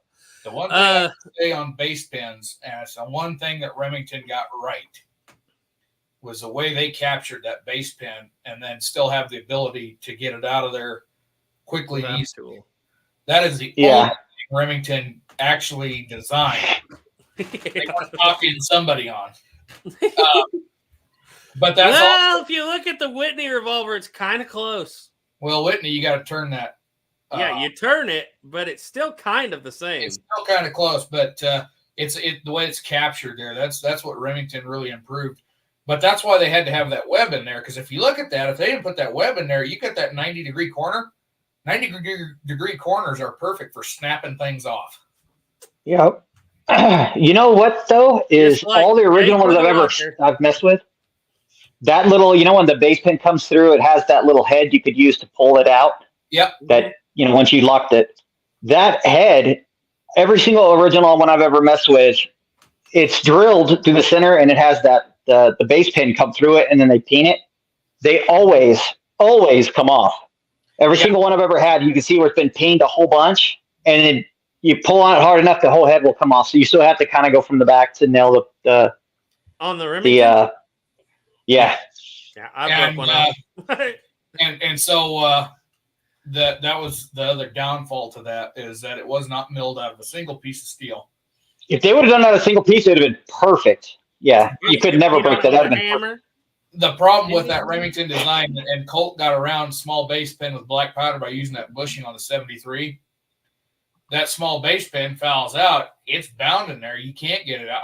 I've had to take a mallet and tap mine out. I don't go whaling on it. I just tap it out. Well, back in the day, guys would whale on them, and you're sitting there whaling on it, and pop! Oh yeah, break it off. Well, on my original single actions, there is some kind of a dent under there where that base pin, it got trapped in the frame, where somebody just grabbed a pair of pliers and tink, tink, tink, tink, tink. And you get scratches under there. Matter of fact, a celebrity, the YouTube celebrity, has my 1880 single action, and he shot it recently, and he actually messages me and said, "Hey, I can't get this base pin out. Can I just clean around it and send it back to you?" I was like, "Yeah, just do that." Just because I have the little special tool to pull it out to make sure that it doesn't, get all scratched up. So that base pin right there on that 4440, you can't see it. It has got chew marks up here on the head. I shot black powder through that thing. I let it sit for 1 day, and I was in really high humidity, and could not get this thing out. That's why I wound up polishing it with 12. Yeah, I usually do that too. Because it's funny. I took a pair of vice grips, just lightly put them on there with leather, and then I had sandpaper under it. I just sit there and spun it with that on there until it was completely polished. But I want to take that apart. I couldn't get it out, so I put a pair of vice grips on there, and then I took my mallet and I was tapping those vice grips. Well, when I squeezed them with the vice grips, I set them so tight that I marred up. But it's not. You know what I find myself doing if they're stuck like that? I figure there's enough powder that's gotten into the rest of the gun that I pull the whole gun apart, and then once I take the hammer out, then I just use a little punch and nail it from the back forward. But the one problem with this one that came out of is that I did not pull the bushing out because I didn't know the bushing came out on those. I did not pull the bushing out. Certain years they don't, like with the replicas and whatnot. Yeah, that's dope. That bushing is now fused to the cylinder. Oh, that sucks. Because that's the best part, because I never get a cylinder get stuck on a single action. Sorry, Garrett, go ahead. I was just going to say on mine, I check it up in a drill press and polish it. That's the first thing I do with the replica single action. As soon as I need to start doing that. If you shoot black powder, those things, especially on the Pietas, gonna get stuck. So before I ever shoot anything, before you even clean the gun, take that dude out, check it up in the drill press, polish it up with some steel wool. Yeah, get her all nice and shiny and perfect so she doesn't get stuck. 1,200 or 15,000 grit sandpaper. Yeah. Because that is not moving metal. All that is doing is just Mm-hmm. Yeah, that's great stuff. Now, if you do have to move metal, I would start with 6. Don't get real aggressive, and then finish it out with 1,200. But 15,000 grit sandpaper. You mean 1,500? No, I've got some 15,000. You just feels like a piece of paper. That is great for stropping a knife on. Yeah. Yeah. I do that, and then I hit it on a piece of leather with some jeweler's rouge. You can get wicked sharp doing that. When I polish screws to niter blue them and whatnot, I'll actually use a polish on leather and a drill and that, man, you can get a beautiful polish on metal with leather and a little bit of rouge. Jeweler's Yep. Rouge is great if you got a polishing wheel on a Grinder, whatnot. yeah. Holy Moses, you can polish, but be careful because it will grab and it will throw. And I pretty much guaranteed I would not have children one day when polishing a powder horn with Jeweler's Rouge. And grabbed it and threw it right into your manly bits, huh? Kodak Tackman said the EA. Go ahead, sorry. I was sitting there polishing. I was polishing the tip of that horn.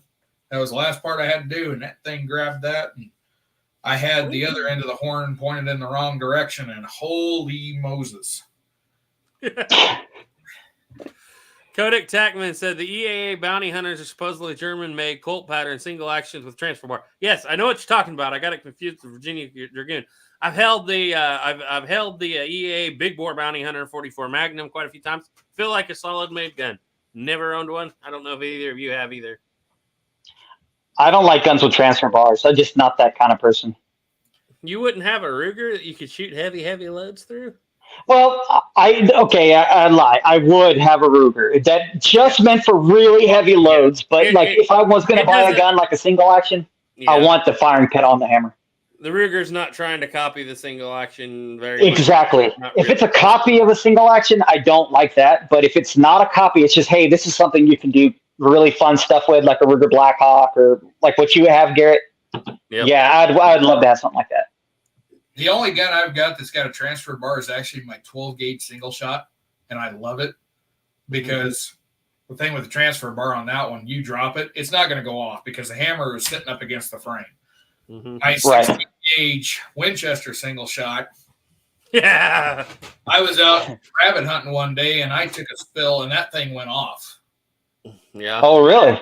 Yeah, it's supposed to have a trigger lock on it, and the only thing I guess is, when I was younger, trigger safety was not something I was familiar with. When I was 16 and new to guns, so I imagine what happens when I fell down. My finger was probably on that trigger because it does have a trigger lock. It's supposed to keep it from going. But yeah, that thing did that, and then at that time, 16 gauge ammo was starting to get hard to find, so that's why I went to the 12. But that 12 gauge, I do like that transfer bar on that single shot. It is nice. I understand that, especially if you have a close call. I could definitely understand why you would want something like that. But on a revolver, if you carry 5 in the chamber, you don't need a transfer bar. Yeah. Exactly. 5 in the cylinder, I should say. Even if you carry 6, don't drop it. Make sure, as long as you make sure it's on the safety notch, unless you really, really hit something hard, it's not going to give you a problem. Just as long as you know your safety notch is in good shape. And if you read like the old days, when they said if you knew you was going to get in a fight, you can always put that 6th round in there. Yeah.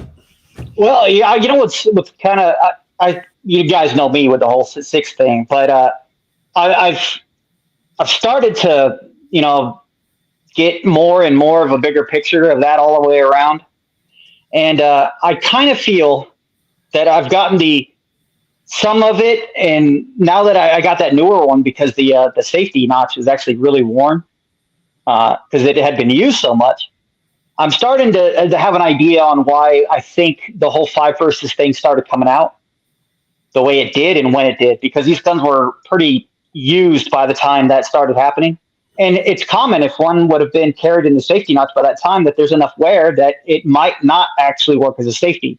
It might just barely, but it might still hit its primer. And then they were like, hey, here's this gun, carry 5 because the safety notch, you can't trust the safety on that exact gun because that exact gun is worn. But most people saw it as you can't trust the safety on these guns instead of that, and that's kind of snowballed into what it is today.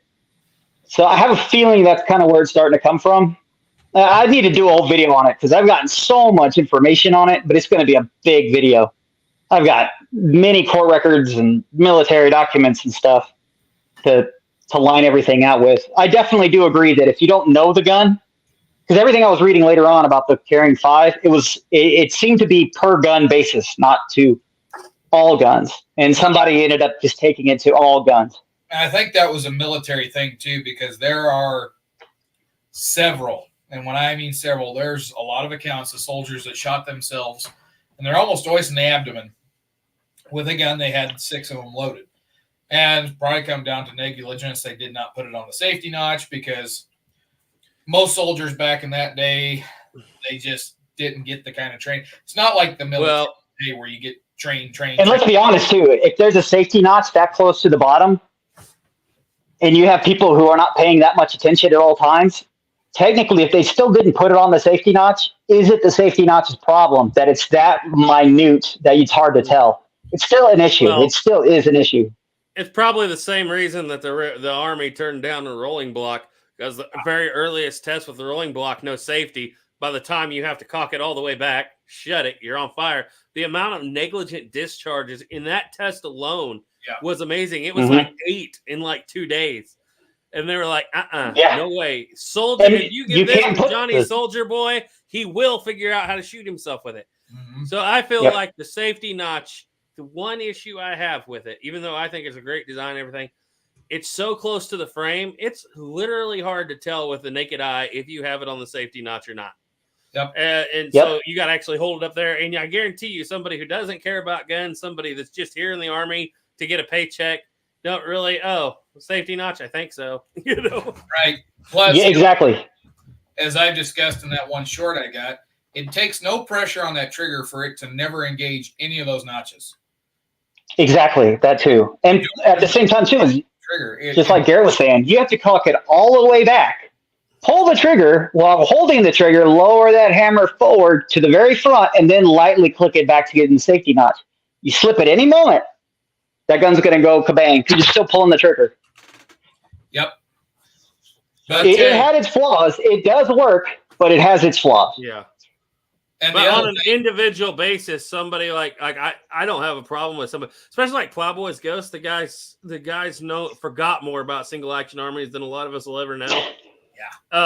It's like I don't have a problem with that because the guy knows his gun and he knows exactly what he's doing with it. And so people like that, but you hand it to Johnny Soldier Boy, hand out 500 of these to these guys that are green troops and say, now don't shoot yourself.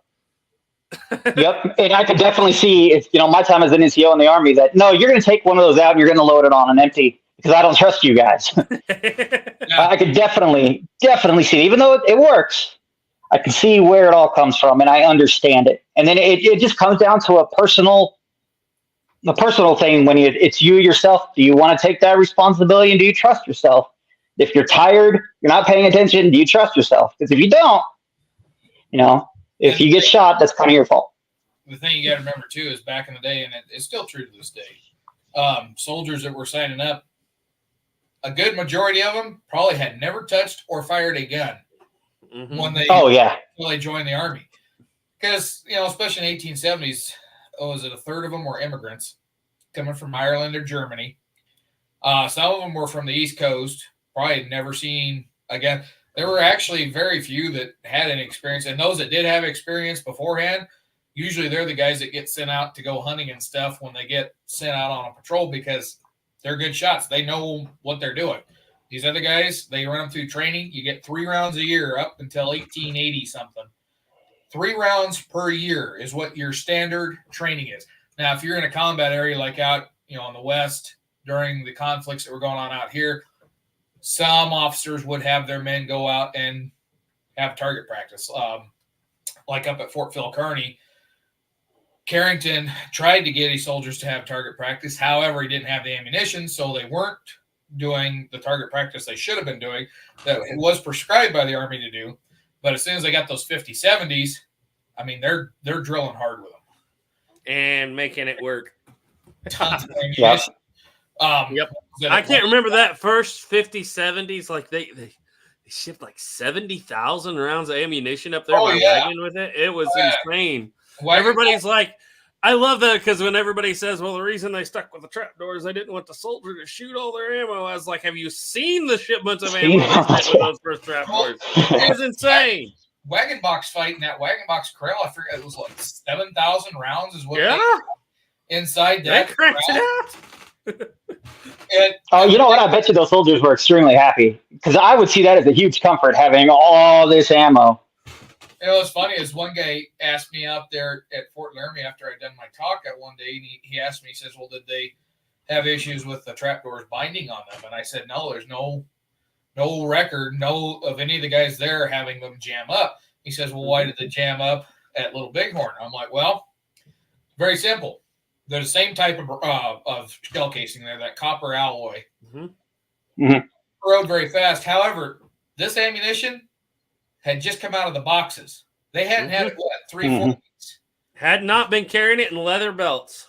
They weren't carrying leather belts. They were actually carrying it in the old ammo pouches that was designed for the Springfield muskets. So they weren't sitting there against leather. So they had no time to corrode. And when they're taking them out of the boxes, they're coming out of a fresh box that's been packed. They haven't had time to corrode. When you get to Little Bighorn, Custer's troops, at this point, the military has told the soldiers, start modifying belts. They gave the soldiers permission. You get your waist belt, take it to the company saddler, and have them sew belt loops on there because they realize cartridge belts, cartridge boxes, you can't carry enough ammo in them, and it's hard to get into them. So they go to these, basically it's the 1851 waist belt, and then the 1874 waist belt. They'd sew on those another leather strap on there to make the loops. Well, when that case sits in there for a week or 2 weeks, like 7th Cavalry troops were carrying them around, when you're out in the environment where it's drawing humidity, on top of that, you're using veg tan leather, which does have tannic acid in it, and it is an acid. It's going to start corroding those cases. And then when you put that in there, you have that corrosion on top of your fouling, you're bound to jam the gun up. Yep. And I absolutely love that conversation, by the way, Garrett. That one time when we were talking on the phone, that was amazing. A few times you get a real revolution. You're like, oh my God, I bet it was just the leather. It had nothing to do with anything else. Yeah. This little book right here, a pretty amazing little book. Cartridges for Springfield Trapdoor Rifles and Carbine, $65.98. I think this is literally the only copy ever made. I have not found another copy, and it's a very interesting book. But everybody, you know how we talk about the military not adapting? I always find it interesting that right after, like within 3 years, we ditch the leather, ditch the pouches, go to this bad boy. And the soldier that designed that, it was actually an officer, Captain Mills of the 3rd U.S. Cav, I still got some in there. Developed that belt after the 1876 campaign. Because of what happened at the Little Bighorn, and soldiers elsewhere had those problems too. The problem where you don't see it mentioned too much with the infantry jamming up is because the infantry rifle has a cleaning rod attached underneath the barrel. So when that jams, you just turn the gun upside down, flip that trapdoor open, you ram that cleaning rod down there, it pushes the case out. Hopefully it doesn't tear the head off. Pushes that case out, you're back in business. So in 1882, 1884, they put a cleaning rod in the buttstock. 77, 1 year after. Okay, yeah, right after that. Boom. Also issued a cleaning rod, a wooden cleaning rod. It was one per company, or two per company. So basically the sergeants had cleaning rods. So when they get into battle, the sergeant's going down the line. Whoever gets jammed up, he takes that and rams it out. Hopefully your sergeant doesn't get hit. And what I find interesting is all those changes, change the sights, change the receiver next year, change the carbine, change the belt, change the bullet type, change the doctrine of warfare for what they're doing at the time. Tactics, change the training, get more ammunition to the guys so they can practice, and never change the cartridge type until literally the end of the Bloomingfield gilded metal all the way up till 1892. Didn't go to brass until it was literally the last of the trapdoors. So I always felt they didn't feel it was that they could work around that. They felt they could work around that copper. Yep. And I was out at my buddy's ranch. We was walking around, and on his ranch there used to be a guy that had a little trading post there up until 1890 something. The guy's name was Posey Ryan. And Mm-hmm. there's an interesting story if we want to talk about that night. Posey Ryan was an interesting character, to say the least. He had that little trading post. We was out there walking around, and we just happened to come across probably what was the old dump site for Posey Ryan's cabin, because all of a sudden we're walking there. It's been raining.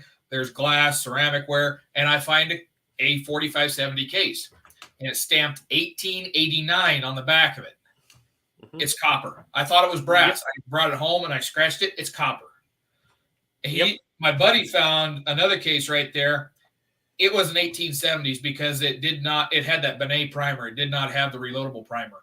And it was copper.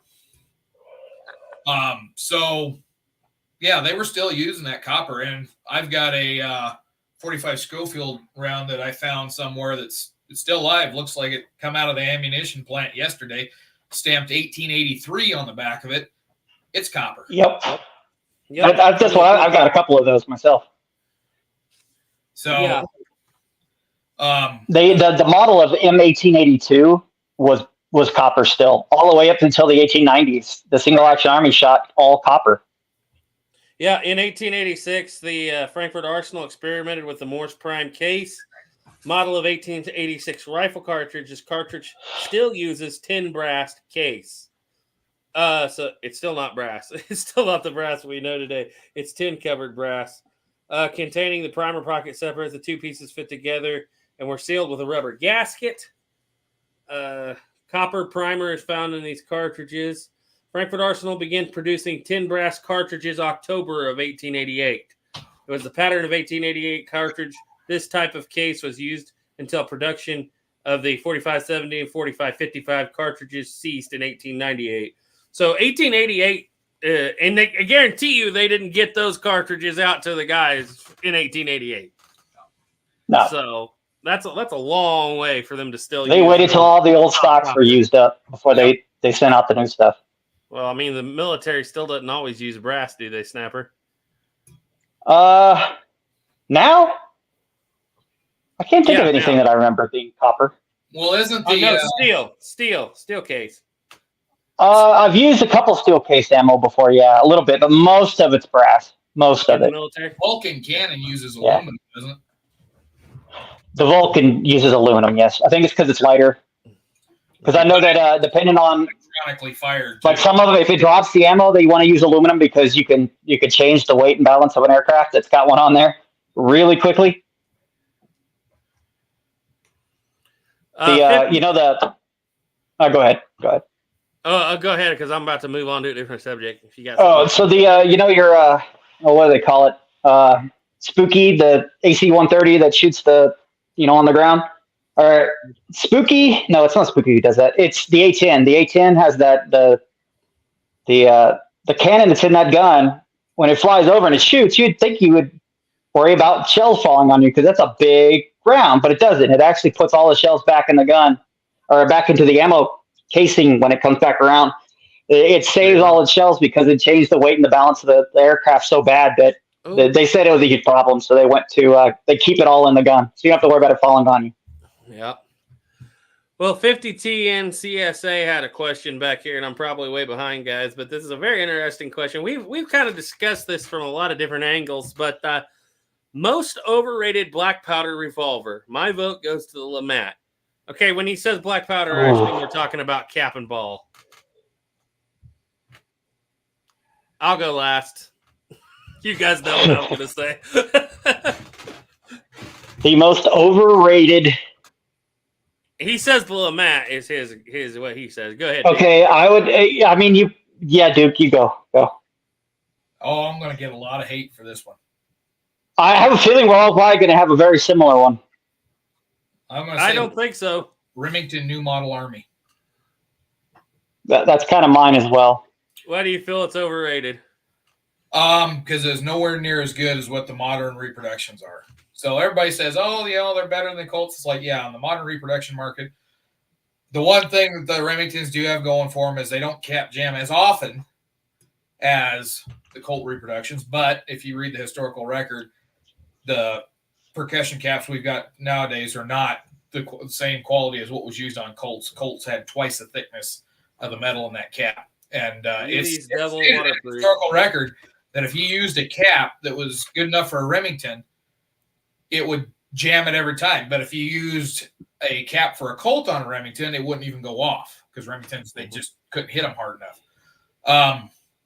But the Remingtons, you read and I think just about every Army general that was out there did not have a good thing to say about the Remingtons. Ethan's got that one quote about the guy down there that tells him, send me Colts and don't ever send me Remingtons again. C.C. Agur in 1866, 1867, right after the Fetterman fight, writes a letter back to Washington, to the Ordnance Department, and basically says, the Remingtons we have here are so poor a quality that the soldiers have no confidence in them. They are not good weapons, and to send Colts. Yep. So I like the letter that said Colt was making. Basically, it said Colt was making good revolvers when ordnance what's it called, the ordnance officer Dreyer or whatever his name was still in diapers. Basically, that's what it said. Yeah. But the Remington was way overrated because it wasn't that good of a revolver. Now the whole cylinder swapping thing really doesn't come to be a part until you start getting into the cartridge conversion era. And yeah, you could swap cylinders because you could swap back and forth between the two.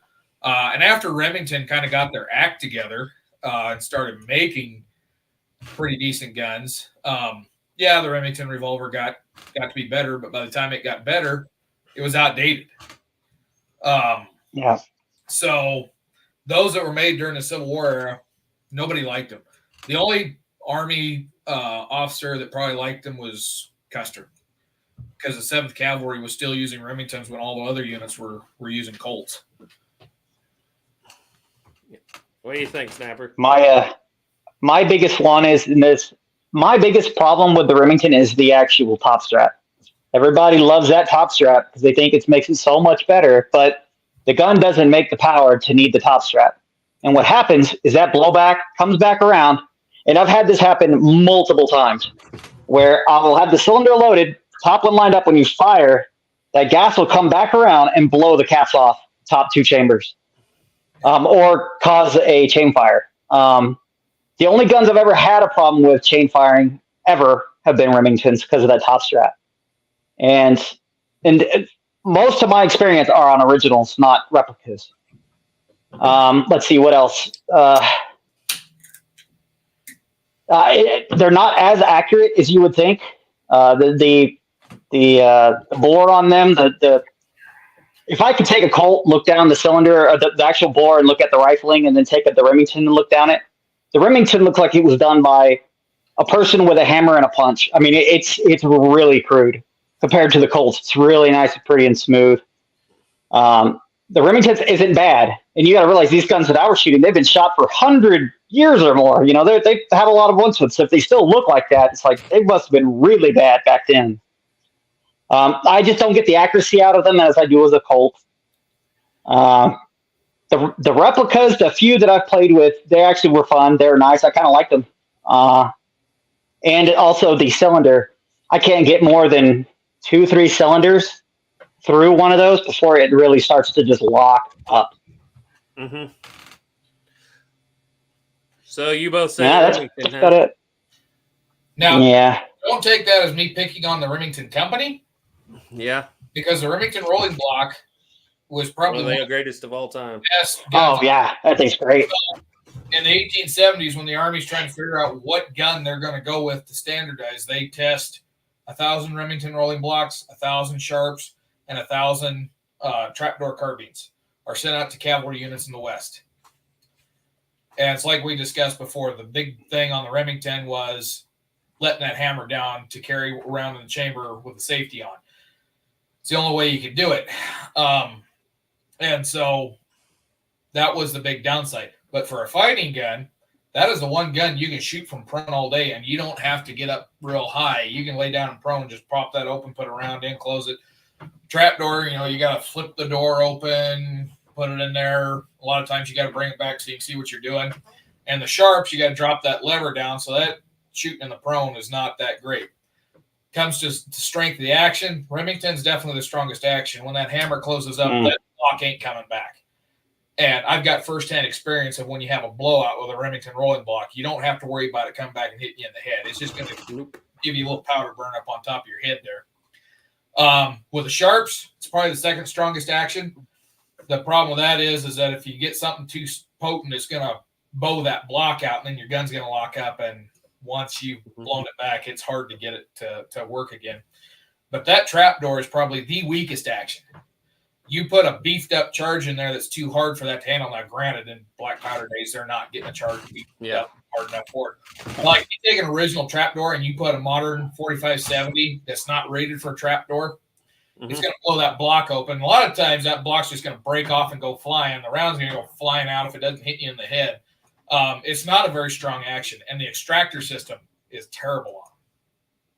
Well, I would have to argue that it's not that bad, but I'm not shooting the copper. But I put hundreds and hundreds of rounds through them in the last year, and they kick the shells out every time for me. But like Snapper said, the gun, like the Remington, it doesn't have a powerful enough charge to need the top strap, whereas the trapdoor, you can't fit a hard enough cartridge in it in its day and age. I mean, they had a few pop, they did, but they fixed it pretty quick. But in its day and age, you really couldn't overload it. And I've seen this happen on one that wasn't cleaned very thoroughly. When they slap the thing back, the little block that locks that trapdoor down stays up. Boom! Flipped it open, shell went flying out. Didn't flip. I've never seen that. Never blew the block off. But yeah, what had happened is the person that was a Pedersoli, they pushed the thumb catch too far forward, and actually what happened is it got up past the firing pin, and they closed it. Boom! You see, on an original, the hammer cannot fall unless the thumb piece is latched all the way down. Yeah, well, on the Pedersolis, they can fall. Yeah, it literally, if the camera, it can fall, but it will hit the latch in any position unless that latch is all the way locked down. The other thing was on it is the screw, or the thing that held the latch in place was loose, because that was the furthest I'd ever seen one slit up that far past. But again, protection. So overall, it has a great service record in all reality, like 40 plus years. But I will agree, as a civilian, a buffalo hunter, somebody who's carrying their own gun, kind of just like we're talking about the safety, rolling block's a great gun. I would not put a 45 Hot Marlin 4570 modern gun in an original rolling block either. No. Or original sharps. So in reality, those actions can handle those bigger, heavier buffalo cartridges. But like I've always said before, it's just like we were just talking about with the Remington and the Colt. That trapdoor never needed to handle those cartridges. For one thing, the receiver wasn't long enough to take them, even if you wanted to. And in all honesty, how much bigger of a cartridge do you need than 4570 to hunt men? It's exactly. And the whole point of the 4570 was to extend the range of what you could hit. It wasn't about power for knockdown power. It was for range. So soldiers issued carbines, and the cavalry were expected to hit a target at 800 yards. Infantry was expected to be able to hit a target at 1,000. Yep. It's kind of scary what you can do with it. But going back to the original question on the black powder revolvers. Hold on real quick. I think I know which one you're going to go with. I'm almost positive I know which one you're going to go with. Let me say this. All right, go ahead. 10 years ago, I'd have been right with you guys, because 10 years ago, I was around tons, like dozens of reenactors from the 50s, 60s, 70s. And all I heard growing up was never buy a Colt, buy a Remington. And a lot of these guys, some of these guys do shoot their Remingtons, but most of the guys I knew would go to reenactment once a year, shoot 3 or 4 blanks, take it home, clean it, never shoot it again until next year. And I remember one guy in particular telling me you would never want a Colt because you'll lose the wedge if you try to take the barrel off to swap cylinders in battle, like they commonly did in the Civil War. And at the time, I was a young kid. First guns I bought was Remington because I was told that Colt, that's like if you bought a Colt, the barrel's gonna fall off. You're gonna stretch the frame, even if you're just shooting like 10 grains, and you're gonna lose the wedge. And then when I got a Colt, and I was like, well, what's this little screw here that holds the wedge in when you pull the barrel off? What's that for? But the reality is, those guys had never owned Colts because the Remington was so predominant in the reenactor scene in that era, and we didn't know as much. I mean, there wasn't as much information out there then. There wasn't as internet around as there is now. And back then, the Remington was the most overrated, in my opinion. Nowadays, that's shifted. I know I deal constantly with about 50 firearms channels, and out of those 50, maybe 2 or 3 of the guys prefer Remingtons. It's gotten that bad because people nowadays are not going out and reenacting. These guys are going out and trying to put 3,000 rounds in 10 years through that gun and finding out, if it's the replicas, if it's originals. And now we have the historical documentation that says a lot of the originals, and Snapper has handled them, that says these originals aren't like what a lot of people think they should be. The replicas are probably better. And much better. Much better.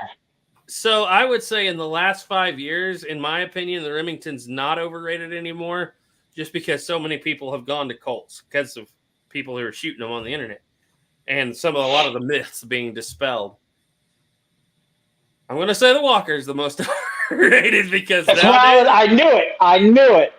Look at it. Phil Schreier says you can get 90 grains in there. Oh, God. Some people say it's hotter than a 44 Magnum. You can get 55 grains in a 260 grain conical. You could push this bullet up to 1,500 feet per second. It's more powerful than anything up to the 454 Casull. I've seen one guy tell me it's more powerful than the 454 Casull. You can't get any more overrated than the Walker is these days. And I get it. Yeah. I agree. 45, 55 Walker, whatever it is they got out now. Yeah, they can push those guns to crazy limits. Couldn't back then. No. Give that credit to the Dragoon revolver. Nobody talks about the Dragoon. There's a lot more Dragoons. There's a lot more Pattersons. I love the Patterson. I don't like to shoot it that much.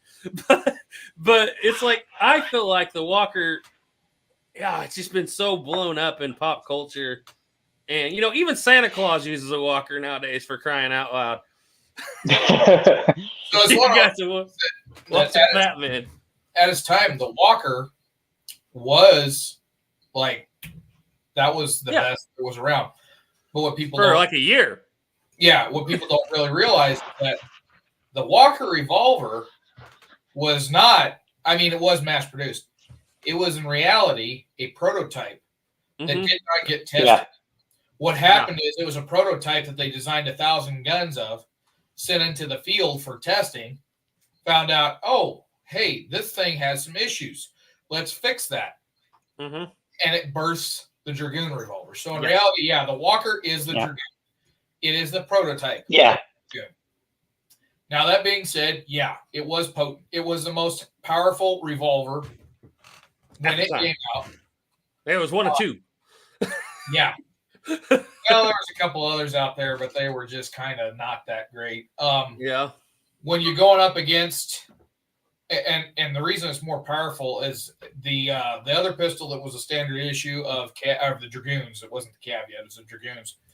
Was the single shot Aston pistol, which was, I think it's a 52 or 58, something like that. 52. 54. 54. Yeah, that's right. 54. It's a single shot. Okay, 54 caliber single shot pistol is going to blow that Walker out of the water when it comes to power. It's going to turn a person inside out. You get hit with that in the chest cavity, you're going down, you're not getting back up. However, that's one shot and you have to reload. The reason why the Walker was considered more powerful is because you have 6 rounds before you have to reload.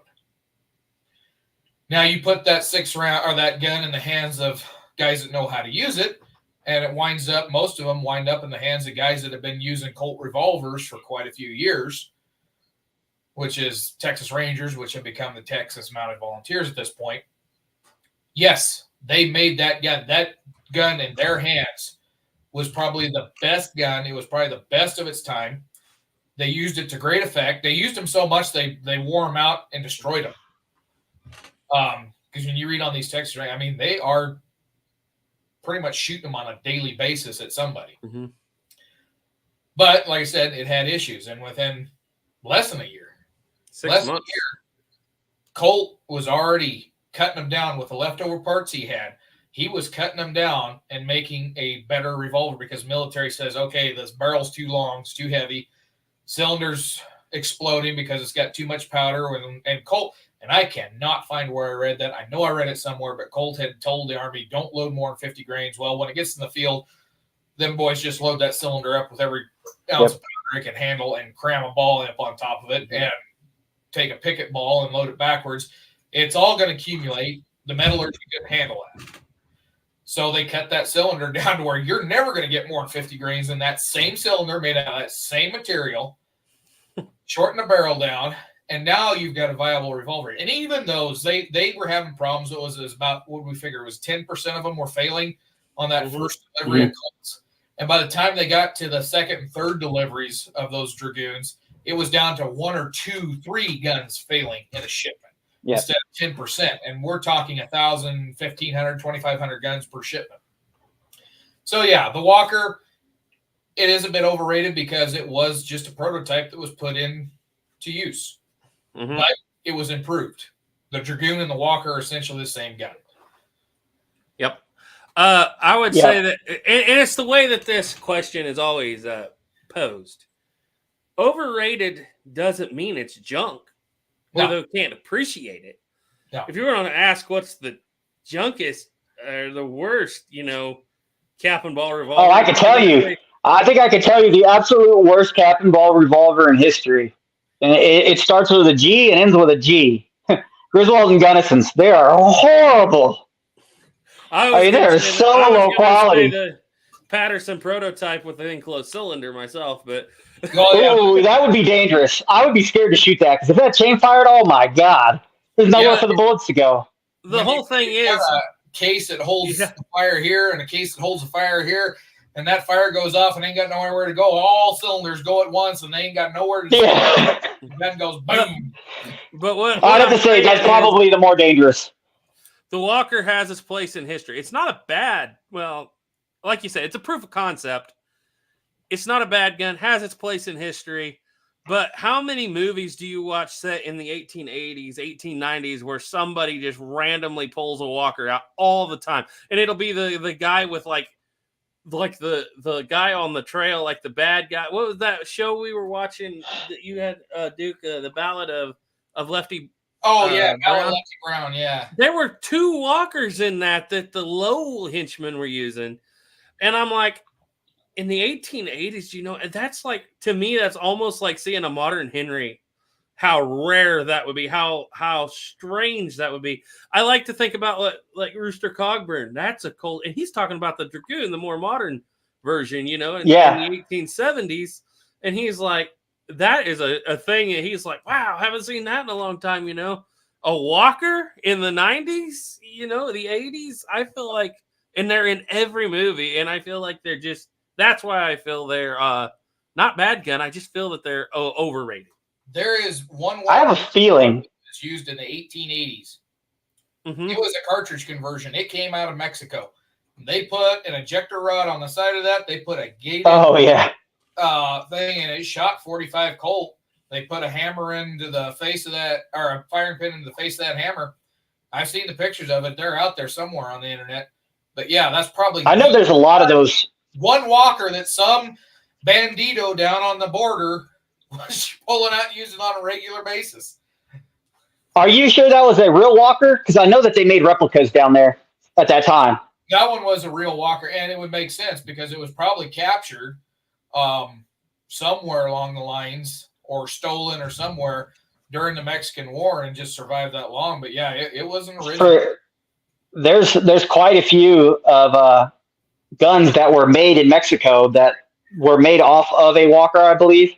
And they look just like a Walker, but they were made in Mexico. But this one, no, it the company, because whoever it was, if I remember, if it's the same gun I'm thinking about, they traced it back to figure out which unit had it. and I forgot. That's pretty cool, actually. But yeah, it was definitely it was a Colt Walker. I really believe if you were like around the Civil War era or just after the Civil War, if somebody saw a Walker, they probably wouldn't have known what it was. They would have probably thought it was a Dragoon and like, why is it so big? Because nobody, I bet you that Walker, people went their whole lives that were into guns. We probably didn't even know what a Walker was at all. And I guarantee you most people would have saw it, would have called it a Dragoon. Yeah. I mean, And there's a couple that's only 1,000. showed up in the Civil War. Yeah, there are a couple, but I have a gut feeling most people would have looked at it and said, "That is a Dragoon. Why is it so big?" You know. Yeah. Stephen M. Mann says, "Who would say 55 grains under 260 grain bullet for 1,500?" Oh my God! The NRA. Watch my shorts. 90 Schreier. grains. Phil Schreier. But he doesn't say the 260. He actually says 90 grains under a 200 grain bullet for 1,550 feet per second. Yep. Which is more power. Look, I have a short on it. Look at my shorts. Yeah. And I load 90 grains into a Walker cylinder. They absolutely say it. Yeah. Did that other YouTuber say, the one that was talking about how he had Geronimo's grandmother's second Yeah. cousin removed? The guy. Oh. Did he say something about that too? With a K. 50. He said 50 grains under a 216 grain bullet for I think 1,300. I think that could have been his I round. think, yeah. But I know he said 50 grains with that 260 grain bullet. But I sit there and I was. I think Jake put all the crap to rest. Like he did a perfect job with that video on showing what this gun is capable of and what it can do and what it can't do. And he also proved that the single action army is more powerful because it's in a cartridge. That gas can't escape backwards. The only way you could probably get that 55 grains in that bullet is if you was to take and do it through a drop tube, pour the powder through a drop tube. And then load it on a tower of power after that? Yeah, or put it on a vibrating thing because, I mean, there is a certain amount of air gap in that powder. Oh, yeah. But it's going to be super, super, super close to not fitting. Yeah. Jake from Everything Black Powder said Remington New Army is the overrated cap and ball, most overrated cap and ball revolver. Eric M509 has a good point. He said, I would have ditched cap and ball revolvers the second the open tops became available. Yeah. And I if I could afford it back then, I probably couldn't afford it. But I would agree with you. I love the open top revolver. Colt spent a lot of time in 1870, whatever it was that came out with the Richards conversion. They spent a lot of time converting people's guns. What was I found? One guy said he had to wait 3 months. Oh, that was a big deal. Yep. Because he sent it. Yeah, that 51 Navy I have is a conversion. Like that was sent in by an owner to be converted. So. And there were gunsmiths that would do it. So the man with no name conversion, that's not totally far-fetched. The modern reproduction where they put the ejector rod in the loading lever, yeah, that's a little far-fetched. But it wouldn't be uncommon to see a 51 Navy with its loading lever being able to shoot cartridges because a gunsmith that was good, had a mill, he could convert that. Mm-hmm. And if they would have went around the same idea of like, can we make it so it can still shoot cap and ball? I guarantee you, any person on the planes would want that because I would want to be able to shoot that. But if I don't have cartridges, I could just load up cap and ball as well. But if we want to beat the dead horse on the cylinder exchange stuff too with the Remingtons, I have looked high and low. I've gone through the records. I have asked historians. I have asked around. Never once have I found a historical reference to swapping cylinders on Remington. I have never once found any reference that the military issued spare cylinders. And it would be cavalry if they did. And I know there's these companies that make reproduction leather goods for reenactors. There's one company out there that makes it that carries 2 cylinders for a Remington. I've never found what model that is. The military never made that. But the one I have found the reference to them carrying spare cylinders for multiple times through multiple periods of time. The Patterson. Yeah. Pattersons were sent with a spare cylinder. Mm-hmm. When the Texas Rangers got their Pattersons, each Patterson had a spare cylinder. Each Ranger serial numbered to that Patterson. Yes. Yeah. Because they're hand fitted to them. There were Pattersons that came with multiple barrels. I've seen a case set that had 2 cylinders and 4 barrels for that gun. It had a 12-inch, 9-inch, 7-inch, and a 3-inch, I think it was. By the time they get later on, Colt doesn't do that anymore because that's probably why he couldn't sell anything. He was making too fancy of guns for his market. The next one I find is in the 1850s, and that's when the military was going to attempt the spare cylinder.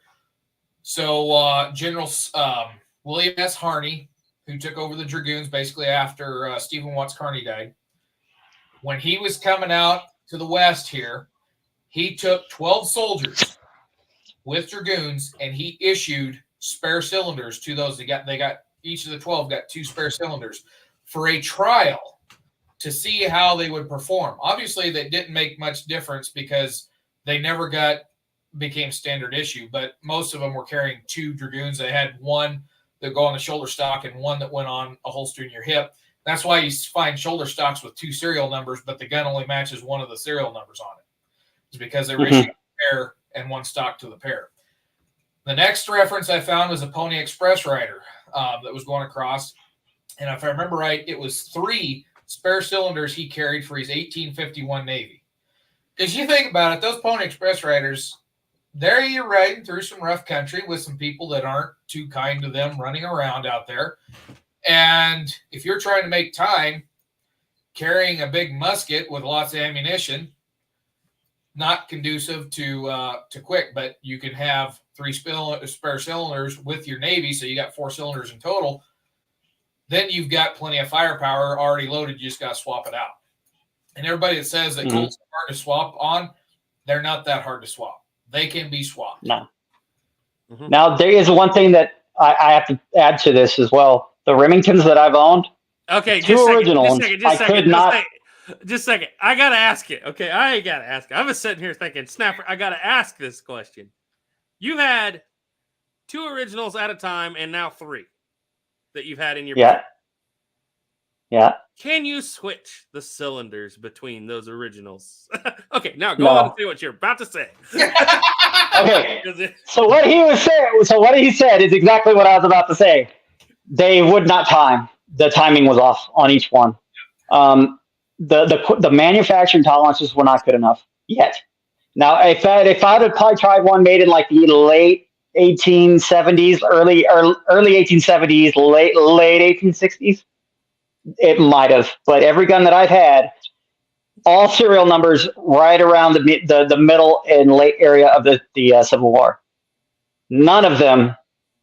There's 1 cylinder that's too long to fit in the other frame, and then the ones that you can swap them over to, they were not timed. They would not time together. You could cock it, and it would either over rotate or you'd have to help it into place. Yep. They weren't timed. Now you could make it work if you were really desperate. Don't get me wrong, you could by holding it and hand holding it. But if you're just gonna fire cock, it wouldn't. You couldn't do it. And Each if anybody's cylinder curious is to why it fitted does to not, each frame. right? If anybody's curious as to why it doesn't work on a Remington but works fine on a Colt, it all comes down to the ratchet system. You can take and make a cylinder work with a Colt, and you can have multiple cylinders. You just file those teeth. If they're not rotating far enough, if they're rotating too far, you just file a teeth down. On a Remington, that's a flush back. You can't do nothing with it. It's the hand. Drill that. So the only thing you can adjust on it really is the hand. And if you adjust the hand, well, guess what? That's not going to work on the cylinder you had in there before if you have to shorten it up. That's just my personal experiences, and that's what I've seen personally. Now, Colts, I have actually never had a problem with Colt. I've swapped cylinders all the time, and they work fine. Like, they're close enough that they work. They're not perfect, don't get me wrong. They're close enough that they work, and they work fine. Now, if you're a really stickler, like making sure the bolt pops up perfectly in the right time, it's not going to be perfect, but it's still within enough time that the gun works flawlessly, and you can't tell. Well, Well, Jake has something because Duke starts talking about using a drop tube to get that powder, to get that 50 grains and that 260. Oh yeah. He said it might be. Jake says it might be possible using a 40-ton press. Like I said, it's a long possibility, but I do know that when you use a drop tube, when I was reloading 45-70, if I just poured it in the case, you can only see the bullet so far in the case. But if you drop tubed it, it was a lot easier to compress that powder because it had already kind of settled down. Because I'm when I was reloading black powder cases, I got a 3-foot drop tube. You just put the case down in there, pour it in real slow, and they kind of settle into place. The other way I found was to sit there and for 5 minutes kind of just tap it on the desktop and they would settle down. But when I just poured it straight in, a lot of times when I'd seat that bullet, the bullet would actually swage out before I could get it seated to the depth it needed to go. Yeah. Jake's that. Go ahead. Oh, I was gonna say Hascat 640 had one up here quite a while ago, and I've been meaning to get to it, but he asked Garrett or Duke. He should have asked Snapper this one. Have an original William and Moore and Company 12 gauge side by side. Can't get the nipple out of it. Tried penetrating oil, Croyle, but no help. Got any ideas? Heat and not a lot, but heat. So heat. Your best. Go ahead. I was gonna say, don't put the heat directly on the cone because then you're going to heat the cone and it's going to expand. Heat around the cone. Of course, cone's going to get hot, but kind of heat around the cone. Now, you don't want to get to the point that you're changing the color of the metal. That's too hot. But just take a propane torch and just go around it for a minute. And then maybe squirt some penetrating oil when you do that. But when you heat around it, then the metal around it expands. That gets bigger and it turns loose of the threads easier. The other thing you can do is if you've got a really good nipple wrench, and I'm talking one of the super high quality ones, put that thing on there, get you a plastic handled mallet, and just give it a quick wrap on there. And sometimes that will break the threads loose. But I had that problem with my Pieta Remington when I first got it. The nipples were completely destroyed. The guy had shot Cowboy Action competition. And I don't think he ever took them out to clean them, but they were destroyed. I couldn't get them out. So I soaked it in penetrating oil, and I thought, well, they're in there. I can get a cap on them if I fight it hard enough. I'm just going to go out and shoot it. I went out and shot it, and just that action of me shooting it with that penetrating oil on there broke it. When I took it home that night, they just screwed out like they had never been locked in before, like they'd never been put in the gun.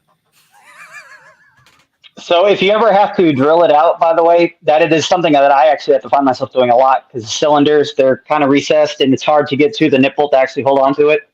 They start stripping. I just, I drill it out. It's not hard. They'll line themselves up because they already have a hole directly down the middle of them. So as long as you start drilling them, you're fine. Now, what did he put? Jake said Rangers near vibrating toothbrush tool. I don't think it was their toothbrushes that were vibrating there, Jake. Okay. That's pretty boy. There we go. Jake's always got an answer. Oh, so yeah, I hope that answered the question. There was a couple things here I wanted to get to, but Saboteur wanted to know. Oh, Plowboy's in. Sorry, Plowboy. I didn't see you there. He said I still have 5 loaded in all my single action army clones at the moment, but I can easily tell when mine are in the notch. Yeah. So 50 TNCSA. So when did the Army start a school of musketry? Oh, that was part of the School of the Soldier, and that goes way back to when the military started. Because you basically drilled. Didn't the French start that school for us? Like, wasn't it a French officer that started that school for us? The U.S. Basically copied European, so it's going to go way back. But yeah, you went through your school, and part of that was musket training. Now, most of it was order arms, carry arms, support arms, right shoulder shift arms, left shoulder shift arms, that kind of thing. But if you're talking like marksmanship, that doesn't even really come in for the U.S. until 1880 something. Kodak Tackman asks, it's a good question.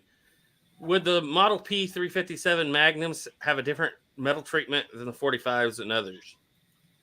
I don't know if it's different metal treatment or just different metal. I don't know. I don't know if it is. Yeah, I mean, it's all kind of rated the same. a 45 Colt will hold up to a lot of the Model T's replicas today, but you have to remember 357 got a lot more meat around everything and is a lot heavier revolver. Yep. The way it happens with just manufacturing, I don't see them using different metal. It's just not conducive. They would just try to use the same thing for money wise. So they're going to probably be the exact same metal, exact same heat treatment. It's just one is bored to 45 Colt versus. And that's why you don't see those with really probably heavy loads, because 357 Magnum has that extra metal there. Right. You know, like you wouldn't be able to see like a 44 Magnum in one, because you could get it to fit, but I guarantee you the metal pie isn't strong enough for it or rated for it. Well, Uberti actually, there were so many people wanted a 44 Magnum single action Army that Uberti makes a specific 44 Magnum. That probably has a different cylinder, probably. If I remember right, it's a little bit bigger. It's more like a Ruger Vaquero size. The bad boy is different metal, because that gun is quite a bit more spendy than the standard single. But it's and that makes sense. It's also way bigger. It's the bad boy. It's got a way heavier frame, way thicker top strap. Uberti calls that the Callahan model. It is. It depends. Cimarron calls the bad boy. Same thing. It's the same gun, but it's got a really, really, really heavy top strap on it.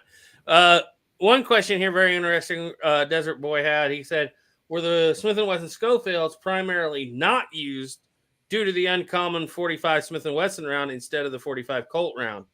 So the only reason the Schofields even got a military trial, you got to be in the military, baby.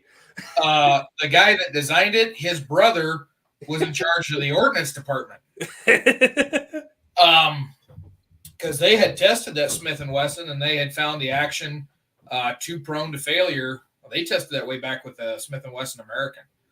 Yep, they tested it in 73 again, too, and it had twice the failure to fire rate that the single action Army did. But one of the things that I was reading, and I don't know how true this is, and I wish Ethan was here, he could probably square me out on this, but one of the things I'd read is that they had made a prototype of the Schofield with a 45 Colt, and the recoil would cause that latch to flip back, and the gun would open up, so it would do a apple dumpling gang on you when you fire it. So they pulled it up a little bit so that it could handle the recoil, but the military preferred the 45 Schofield round, because the 45 Colt round, I mean, it is a lot stouter than the 1860 Army. And that's what the soldiers they'd had Remingtons, they'd had 1860 Armies. By the way, you can't load six. You can't load 6 original 45 Smith & Wesson cartridges into the single action Army, no matter what anybody says. Load 3. Right. Yeah. But no, they kept the round. They modified it so they could load 5. I forget what year that happened, because the rim was a little bit thicker. The new ammo that came out that was designed to work in both guns was the M1882. Yeah. But yeah, the Schofield, I think 1,000 of them were put in, because that's what usually the Army would do when they were testing it, is they put 1,000 into service and then just keep field records of how they're performing, and then they would make their determination after that. And I found out, you know what, Schofield isn't any better. They do foul out. Ethan will even testify to that. They will foul out pretty quick. Didn't have that bushing. Didn't have that bushing. The actions are a little bit more prone to failure because the parts are a little bit smaller, a little more intricate. So the Army stuck with the single action Army. Now, here's the thing. And they kept the same ammo, though. That's what's funny. They kept the smaller ammo for the 45 Colt in the single action Army. Don't get me wrong. Have you shot Schofield yet, Snapper? No, I've never shot one yet.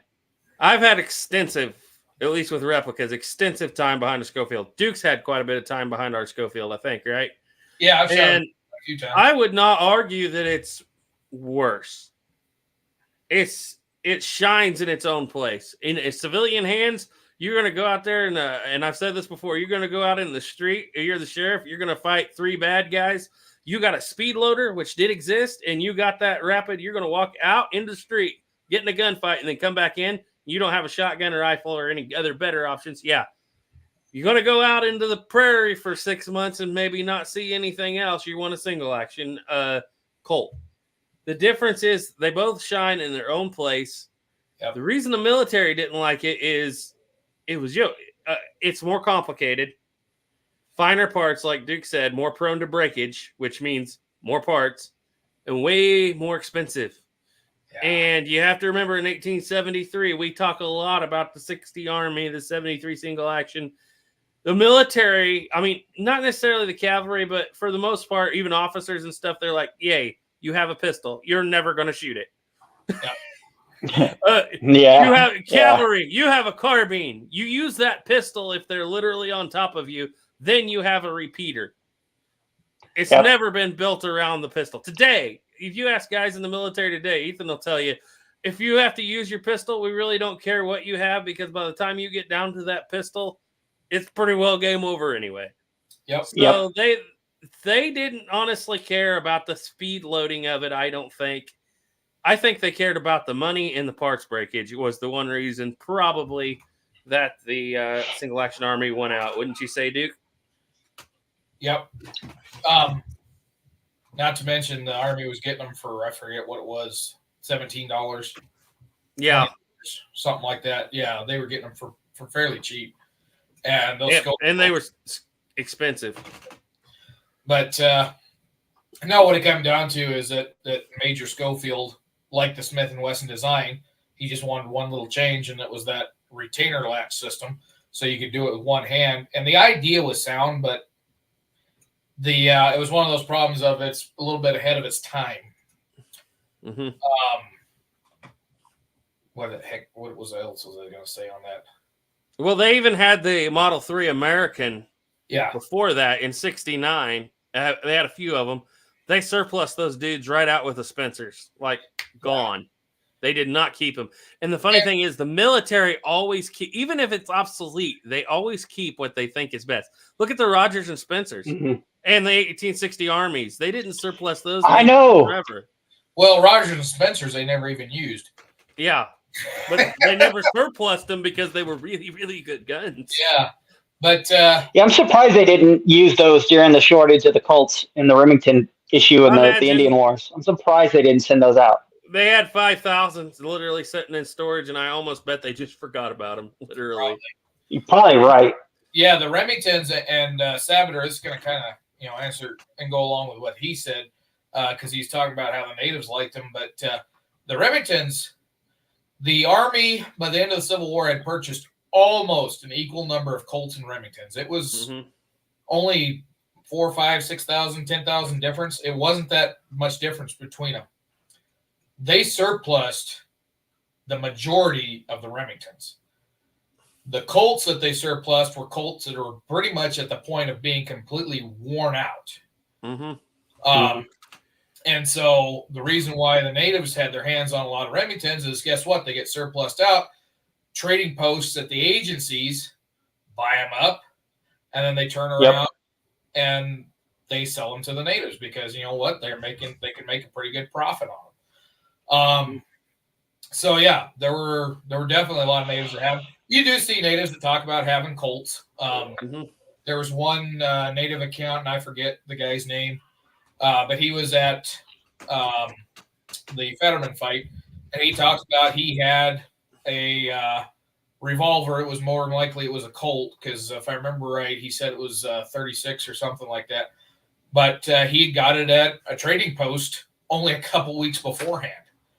And that's why, in 1876, Grant eventually tells all these trading posts on the reservations that the agencies to quit selling arms and ammunition. He passes he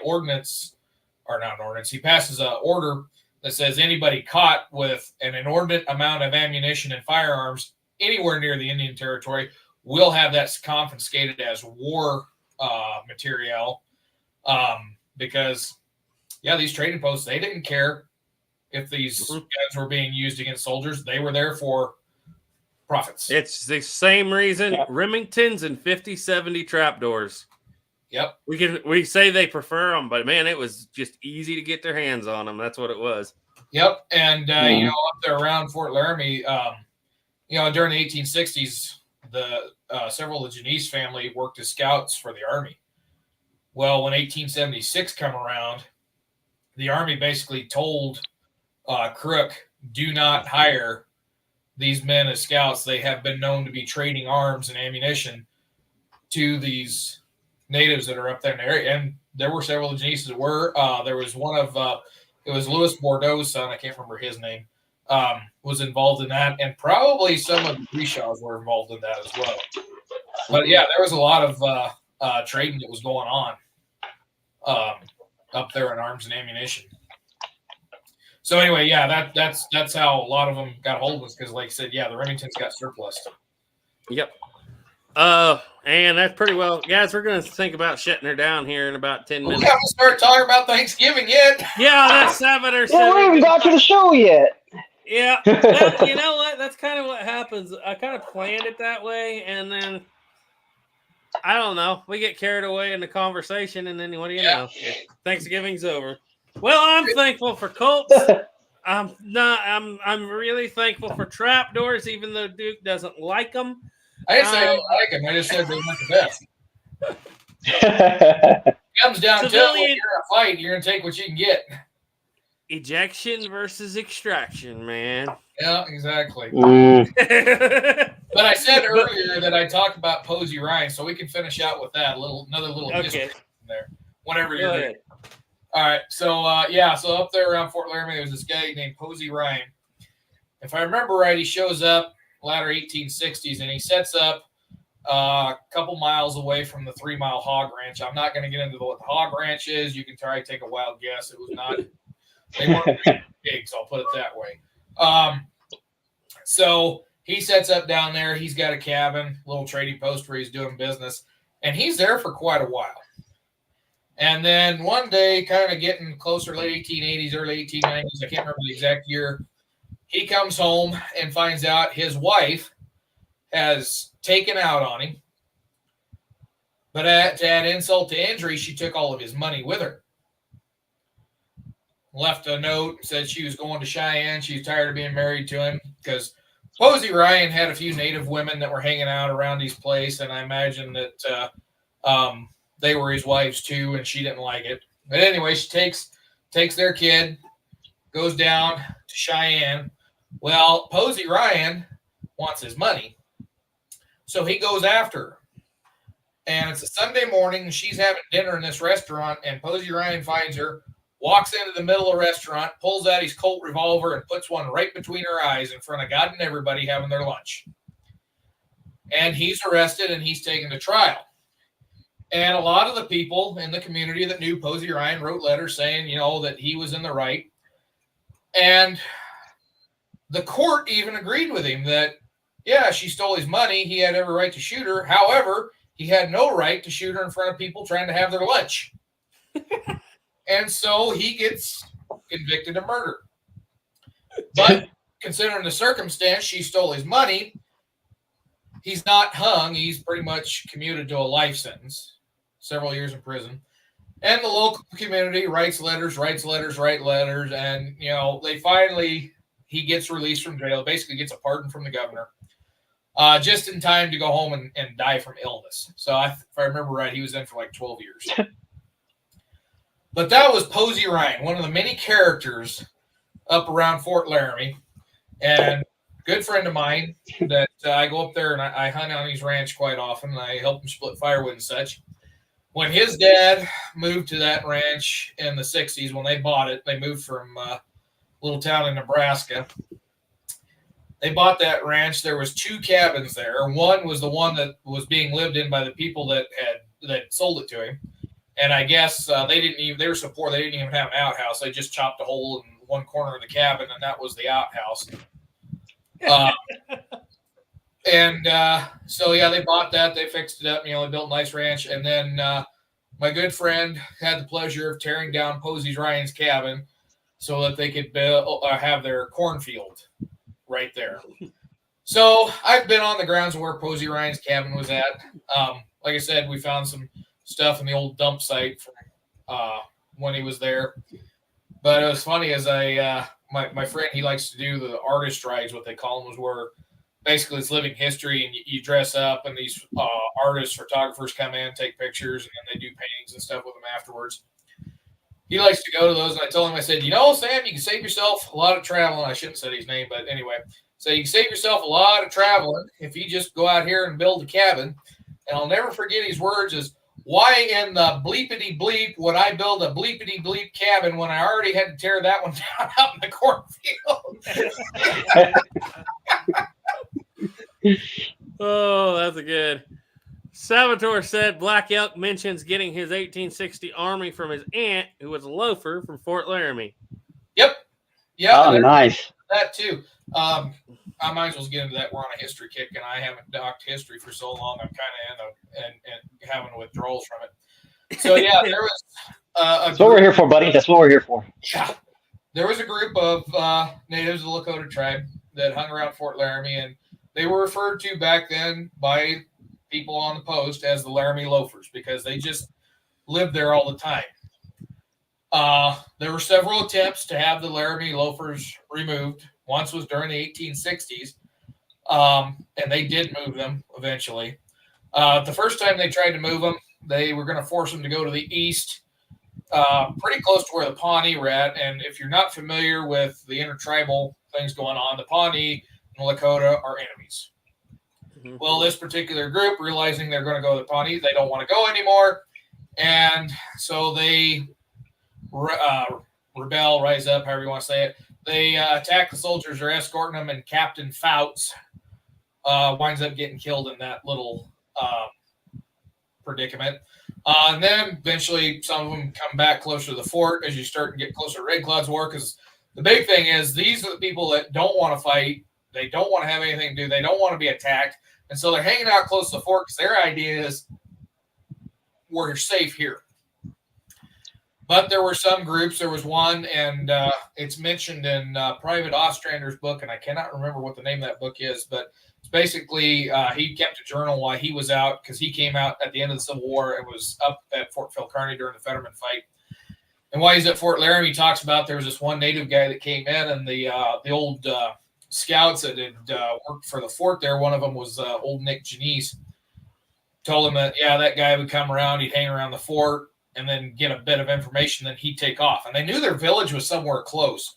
But basically, he was a spy, and he was feeding information to the ones that were actually fighting. And it said it never failed. Every time he'd leave the fort, the scouts would be right on his trail. He'd take off, and then he was gone. He'd just disappear on them. They never could find him. So he was part of that group, but they weren't like right there at the fort. They were further out. But there were some of that group that, yes, they were getting arms. They were getting ammunition. And then they were sending them out to the ones that were fighting. And you see something similar happen during the 1876 campaigns. You have those that are on the agencies. They get their allotment of guns, gunpowder, bullets, ammunition, whichever. And then suddenly all that ammunition goes up and it winds up with Crazy Horse's followers, with Sitting Bull's followers. So there was definitely that line of, I wouldn't call it exactly like a jungle telegram, but it was kind of like that. There was guns and ammunition that were being filtered in from the agencies, from the forts, by people that were hanging out around there. But yeah, that's how, Black Elk got his. It came from Fort Laramie. Very interesting. All right, we got a couple more questions here, or one more question before we go on. Oh, by the way, we're doing Tales of the Trails sometime soon. Not next week, maybe the week after. Well, week after is going to be this chat. Sometime in December, Tales of the Trails is coming back. We was going to do it last week, but I think everybody kind of forgot about it. Yeah, I ran out of time. I was sitting here, and it was 6:30, and we was going to do Tales of Trails Day. I tried to call Garrett. Garrett didn't answer his phone, and I knew he had some other stuff going on, so I thought, we'll do it later. We'll get it done. If you guys don't know, Tales of the Trails is exclusively on Duke's channel. It's just him and I, and that's literally what he does. I just read the comments, and he just goes. Lots of history. Basically what I've done here for the last few minutes, Yeah. Vaquero, before we go and answer this, Vaquero Joel asked, any sources of information for parts on the 1877 Colt Lightning? Mine has had timing issues. Get this, Snapper. and the trigger spring is broken. Okay, so what you want to do is just Has some problems. click on my channel and send me Subscribe. a message. Just send us like, share, subscribe, and before now, just send me a message, and I'll message back with you a place to get the parts and give you any of the information on how to fix it. It's not hard to fix. They're complicated, but they're not hard. I've rebuilt 2 of them, and I think you've rebuilt 2 of them now, haven't you? Yep. I'm on my 3rd one right now, actually. I'm building my 3rd one right now. Trigger springs broke on every one I've ever handled. Same here. Lodgewood Manufacturing. Yeah, that's what I was just about to say. Yeah, Lodgewood. There's another place that I have that actually makes all brand new parts. Like you can buy almost every part of the gun there. Yeah. Brand new. But the only problem that I run into is when I buy I've never been able to find a modern set of it's the bolt and sear spring. And I've never been able to find they don't fit. They don't fit any of the guns ever. I've never been able to find one that actually fits an original gun. They look just like them. They're a tiny bit shorter. So I have a method of putting them together with those springs to make the gun work perfect. But it's technically not the right way of doing it. Yeah, I just drop it over the top. And it holds the sear up against it anyways, and it works fine. All right. So I think, guys, we're going to go ahead and get on out of here. We've been going for 2 hours and 45 plus. Run over 60 all night long. Just now dipping down Nice. to 5. Plowboy's headed out, so I guess that means we better head out too, guys. Well, we could just go. Bye, Plowboy. What? We could just go for 3 hours. I mean, we're almost there. We got 10 minutes. Yeah. Go for 3 hours. All 14 minutes. Go for 3 hours. Let's do it. Now that everybody's We're trying to replicate. leaving. We're just replicating Dukes. We ain't replicating Dukes yet. No. I'll tell you, 9.5 hours later. The first one of us 3 channels that hits 100,000 subscribers, we will do a 10-hour stream. And I know it's possible because Duke has come close. Duke has come very, very close. You know, that's a heck of an idea. Whoever hits 100, if anybody out of the 3 hits 100,000, we have to have a 10-hour live stream. All 3 of us. It's a great idea. It's such a pie in the sky thing that any of us are going to hit 100,000 that I'll go all out. We'll do a 24-hour stream if any of us. Oh God! You're going to see 16 hours of just me sleeping. Ethan will put a short out tomorrow, and next week you and I are going to be 24 hours. So, Garrett, you doing Thanksgiving Day hunting? No, actually, Caleb's taking the boys. Somebody has to stay home and feed the cattle, so that's my job this year. Okay. But yeah, somebody will be hunting. It's more important for the boys to get out there and have a chance than me. I've done it quite a few times.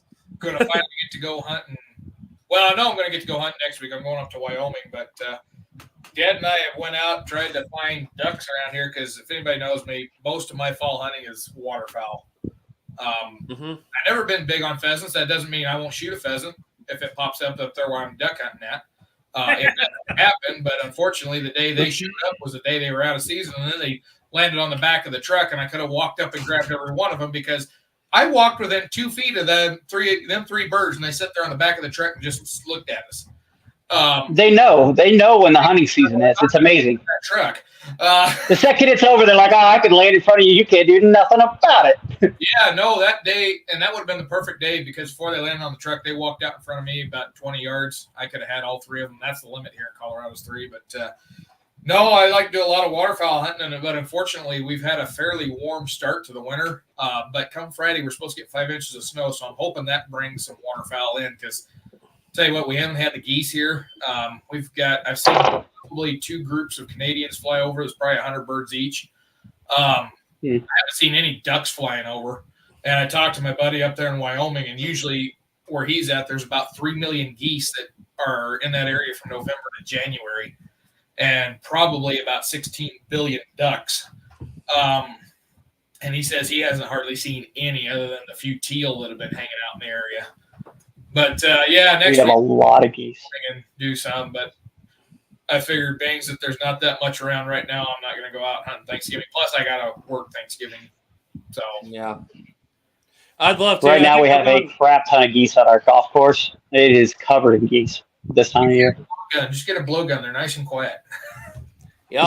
Right? Well, I saw Plowboy said I'm going deer hunting as many days as I can. Yeah, he dumped a deer. I think it was yesterday. He sent me a picture with that Colt Anaconda. Oh, did he finally get one, huh? He got them sights straightened out. Used his own load. Got him a deer. I don't think it's been years since I've gone to Thanksgiving without hunting, but I'm gonna let it go tomorrow. But my goal is to, when all these hunters get out of the trees around here in the next few months, if I can get a chance to, and go doe hunting, I really have a desire to take a doe with that 72 open top and a Plowboy black powder load. I think that would be. That'd be cool. I know I could do it, and I'd like to stock it. So I think that'd be interesting. That's my hunting goal. Northwest Trade Gun. You know, I've thought about that. I gotta be in a real mood for it. It's more of my squirrel gun. I could, but I know I might flinch with that, but I know I can do it with that open top. Right. So I'm gonna probably do that. And besides, I've just always wanted to see what one of those Plowboy loads would do on actual deer, and I never actually shot one with it. So I'd love to know. Yeah, I'm actually curious myself. That'd be I'm cool to see. pretty sure it'll be a full through and through pass through shot on a doe. Tell you But what, if you want to get that bullet to expand, just either cross an X on it or take it to the drill press and just hollow out the nose of it a little bit. I don't really have any intention to expand it. I'm going to go hard cast as I can and try to punch all the way through. That's my goal. It's a 45 is pretty well expanded to start with. Right. Yeah. My idea is just to punch through, break the shoulder bones if I can. I still got a whitetail doe tag for Wyoming, so I'm probably just going to take my 6.5 because it's sighted in, and I've already got one deer with it this year. But yeah, I'm definitely doing a meat run because it's either deer, turkey, or geese. I'm bringing something home. Yeah, I think we're going to try handguns this year if we get the opportunity. I'd like Ethan to take his Model 29, that 8-inch. And I'll probably take That'd the be cool. open top. And I'm pretty sure Caleb's going to take 500 line ball. Might get the job done. Yeah, I thought about taking my Henry. I wanted to try a deer with my Henry, but then I got to reading the Wyoming regs, and the Henry, even with a black powder load, comes just short of the minimum energy requirements. Oh, really? Oh, So a 45 caliber bullet doing over 1,000 feet per second ain't enough, huh? I mean, a 255. 1,000 foot-pounds of energy, and I think it comes. How much? 1,000? 1,000 foot-pounds, yeah. Yeah, it's got. out of a rifle. That kind of eliminates most handguns. Excuse me, it's Yeah. No, yeah, it's 1,000 foot-pounds out of a rifle, 500 foot-pounds out of a pistol. So You can get that with that black powder load. But you're saying the rifle? I see what you're saying. The rifle doesn't meet that, but a pistol probably would. Yeah, pistol would. Yeah, Yeah. but I'm not confident enough to try with a pistol. But no, 357. I could use a 357, but my friends, I got one. It's a Rossi, and it's one of the crappy Rossis that sometimes when you lever the action and it feeds the round goes past the lifter under the bolt, wedges up in the hammer, and then another round comes up on the lifter because that little stop thing in the back there to keep them from doing that isn't there. Yep. He Well, bought Duke, these when they were really bad. Duke, the Saboteur says what they don't know won't hurt them. There's that too. There is that too. When the game wardens show up out there in Wyoming. Plowboy said, But truthfully, would he know that you were just under 1,000 foot-pounds of energy? Would he really know? Actually, yeah, they've got a list of the ammunition, approved ammunition, and everything. See, I got you. that's the cool thing. Kansas doesn't even have a minimum size barrel length for pistol. If you're hunting with a rifle, they don't have any. The literal only law, there's no foot-pounds. I think the only law on that was that you have to use cast or there's a law about the type of ammunition you can use. Yeah. But you could use a 9mm in Kansas, I think, if you want to. I have to read into it deeper, but I was looking. But Plowboy said, I'm going handgun hunting exclusively this season. One of my replicas with a black powder load myself. Expansion not required. Lifted it. Wyoming requires an expanding bullet. You cannot cast. Lifted above said, did you ask the deer if it read the spec sheet? No, but in Wyoming, Kansas is even if you're Kansas on your own property. lenient. If the game warden sees you in orange with a gun in your hand on your property, then they can come on your land without any kind of permission. Yeah. I just get I gotta stop and think, but I'm pretty sure Jake's test with a 7.5-inch barrel and that load was around 600 foot-pounds out of a pistol. Okay. That's kind of what I remember as well, is in the 600s. Now, if I wanted to hunt with that Blackhawk, I can get 1,000. You can hunt with a black powder revolver up there. Mm-hmm. And the Dragoons are legal to hunt with for handguns during, during the rifle, because they really don't have a muzzleloader season up there. Yeah. I actually read that for Kansas because it used to say it had to be loaded at the muzzle. And now the rule says that the muzzleloading season weapon has to be loaded at the muzzle end of the firing chamber. Yep. So they therefore include. But handguns do have to have. I got to remember. I think it was a caliber of. No, not in Kansas. I got to read. There was literally like nothing for handguns. Like rifles had to be a certain. You can't use a round ball with a Dragoon. It's got to be a conical because you got to meet a certain weight limit, and a round ball is just short of it.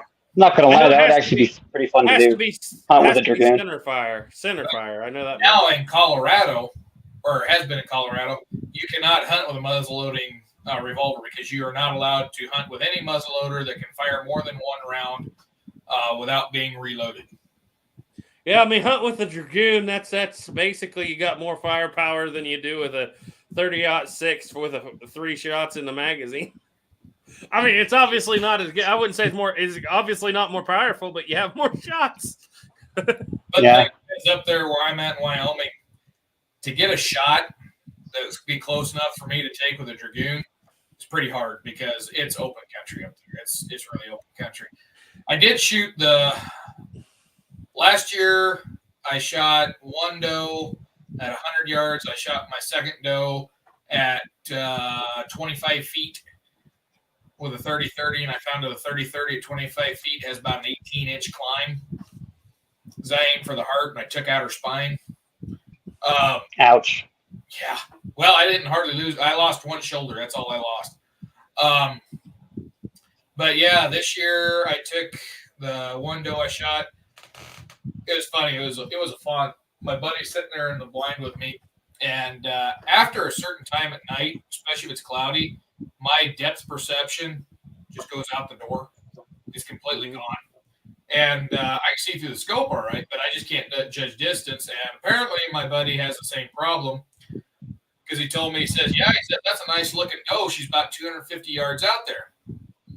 So I pull up, and my 6.5 with that bullet, that's pretty flat shooting. So if I aim same as I do at 100, I'm in the sweet spot. And I shoot, she takes off running, and I that looked a little closer than 250. Walked out there. She was 50 yards from the blind. And I walk up there, and here I've got this thing. It's about the size of a goat. And insult to injury, I double lunged her, but I did hit her a little higher than I wanted to because we tracked her in the corn probably 75 yards before we started finding the blood trail. And then when we found the blood trail, it was substantial.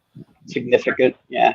Ran 150 yards into that cornfield, fell into the track where the sprinkler system goes through, and there was about that much water in that track. She fell down into that face down and drowned. Oh. And that water stunk so bad, I was like, I ain't going to gut her right here. So we took her back up the ranch, hosed her down, took her out by the cabin. I gutted her out there, and thankfully we had a couple jugs of water, washed her out, hung her up there, and I managed to hit her to where I didn't hardly lose any meat off of her at all. Plowboy said you knocked the spots off of her, didn't you, Duke? I tell you what, I saw one that did have spots. And my buddy wanted to shoot it because the whitetails up there just destroy his cornfield. Smallest deer I ever shot was a yearling that was standing on an old terrace in a bunch of trees. And I couldn't tell that. And from a distance, it looked like he was standing up tall. I had a Rossi at a 44 Magnum and a heavy cast load. Just blew that thing right down the other side of that terrace. I walked up there, and it's like his waist high. What the deal? My buddy up there last year, he had a tag, and he got a general tag, so you can shoot any whitetail with a general tag. Mm-hmm. And he was basically wanting back straps and tenderloins. Told me I could take the rest of it. I said, that's fine. Well, he pulls up. There's this huge doe. And he goes to shoot, and it goes click. He forgot to chamber around. So he's sitting there fighting because the gun wouldn't chamber the round. And by the time he got the round chambered, the doe had stepped about 4 steps forward, and her fawn had stepped in her place. He pulls up and shoots. And I said, yeah, you whacked it. And we go over there and pick it up, and he looks and he says, damn, I shot a coyote. That was the smallest little deer. I think it probably did have some spots if we'd have looked hard enough, but boy, was it tender eating that night. Yeah, Plowboy said that one he whacked with the anaconda. I said, no, yesterday was the smallest he's ever shot, and she was small.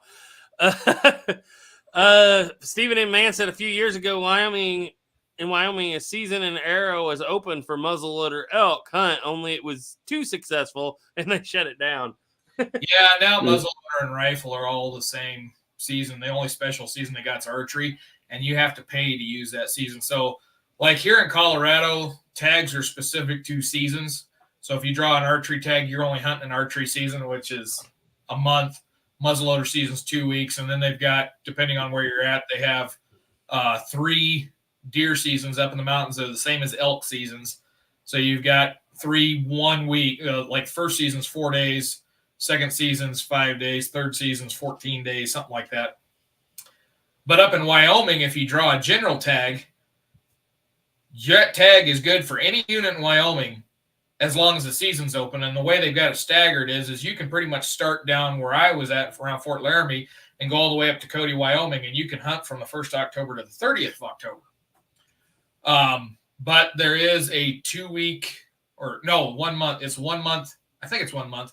There's a 1 month section that's archery, and you can hunt that with a general tag. But for me to hunt it, I got to pay $75 to use a bow. Resident wants to do it. I forget what it's like, $25 to use a bow. Basically use that early seasons. But most people up there just hunt rifle. I've not seen too many archery hunters in Wyoming. Yeah. Well, gentlemen, we've hit 3 hours. Yep. I got to go eat my supper at some point. Well, after we had our Thanksgiving All right. day, Bings, that, everybody's working tomorrow. They brought the leftover turkey and ham to my house, so I think I'm going to be gorging all night. There you go. So, anybody got any last-minute comments, questions, concerns? No, just happy Thanksgiving. That's about it. Yeah. I guess I could do Snapper, a shameless plug. Snapper, oh yeah, go ahead. Oh, yeah. Some new stuff I'm working on. This is a checkbook cover because I'm kind of getting about burned out on holsters. I know I've got some orders and I'll fill them eventually, but I decided I wanted to work on my tooling skills. So got a checkbook cover. This one here is going to be the start of a Roper wallet. And then I got a ladies clutch that eventually I'll advertise sometime soon. But just been working on my tooling. This one was really good. This one, I was sick when I tooled this, and I was definitely not in the right mindset, so it doesn't look as good. But this one I did today, and it turned out pretty nice. Yep. Snapper's starting to look like it's about time for that 1.5-hour break. It is. That nap. I need that nap, son. He needs that nap. Before you go to bed. Everybody's saying Happy Thanksgiving. Happy Thanksgiving to all you guys. Thanks for showing up out there. Apologize if I missed any of your comments. Rusty Gully says, thankful for you, 11 Bang Bang. Well, we're thankful for you too. Guys, tune in Sunday. We'll put something out, I promise, one way or the other. Hopefully that's our Thanksgiving video on Sunday.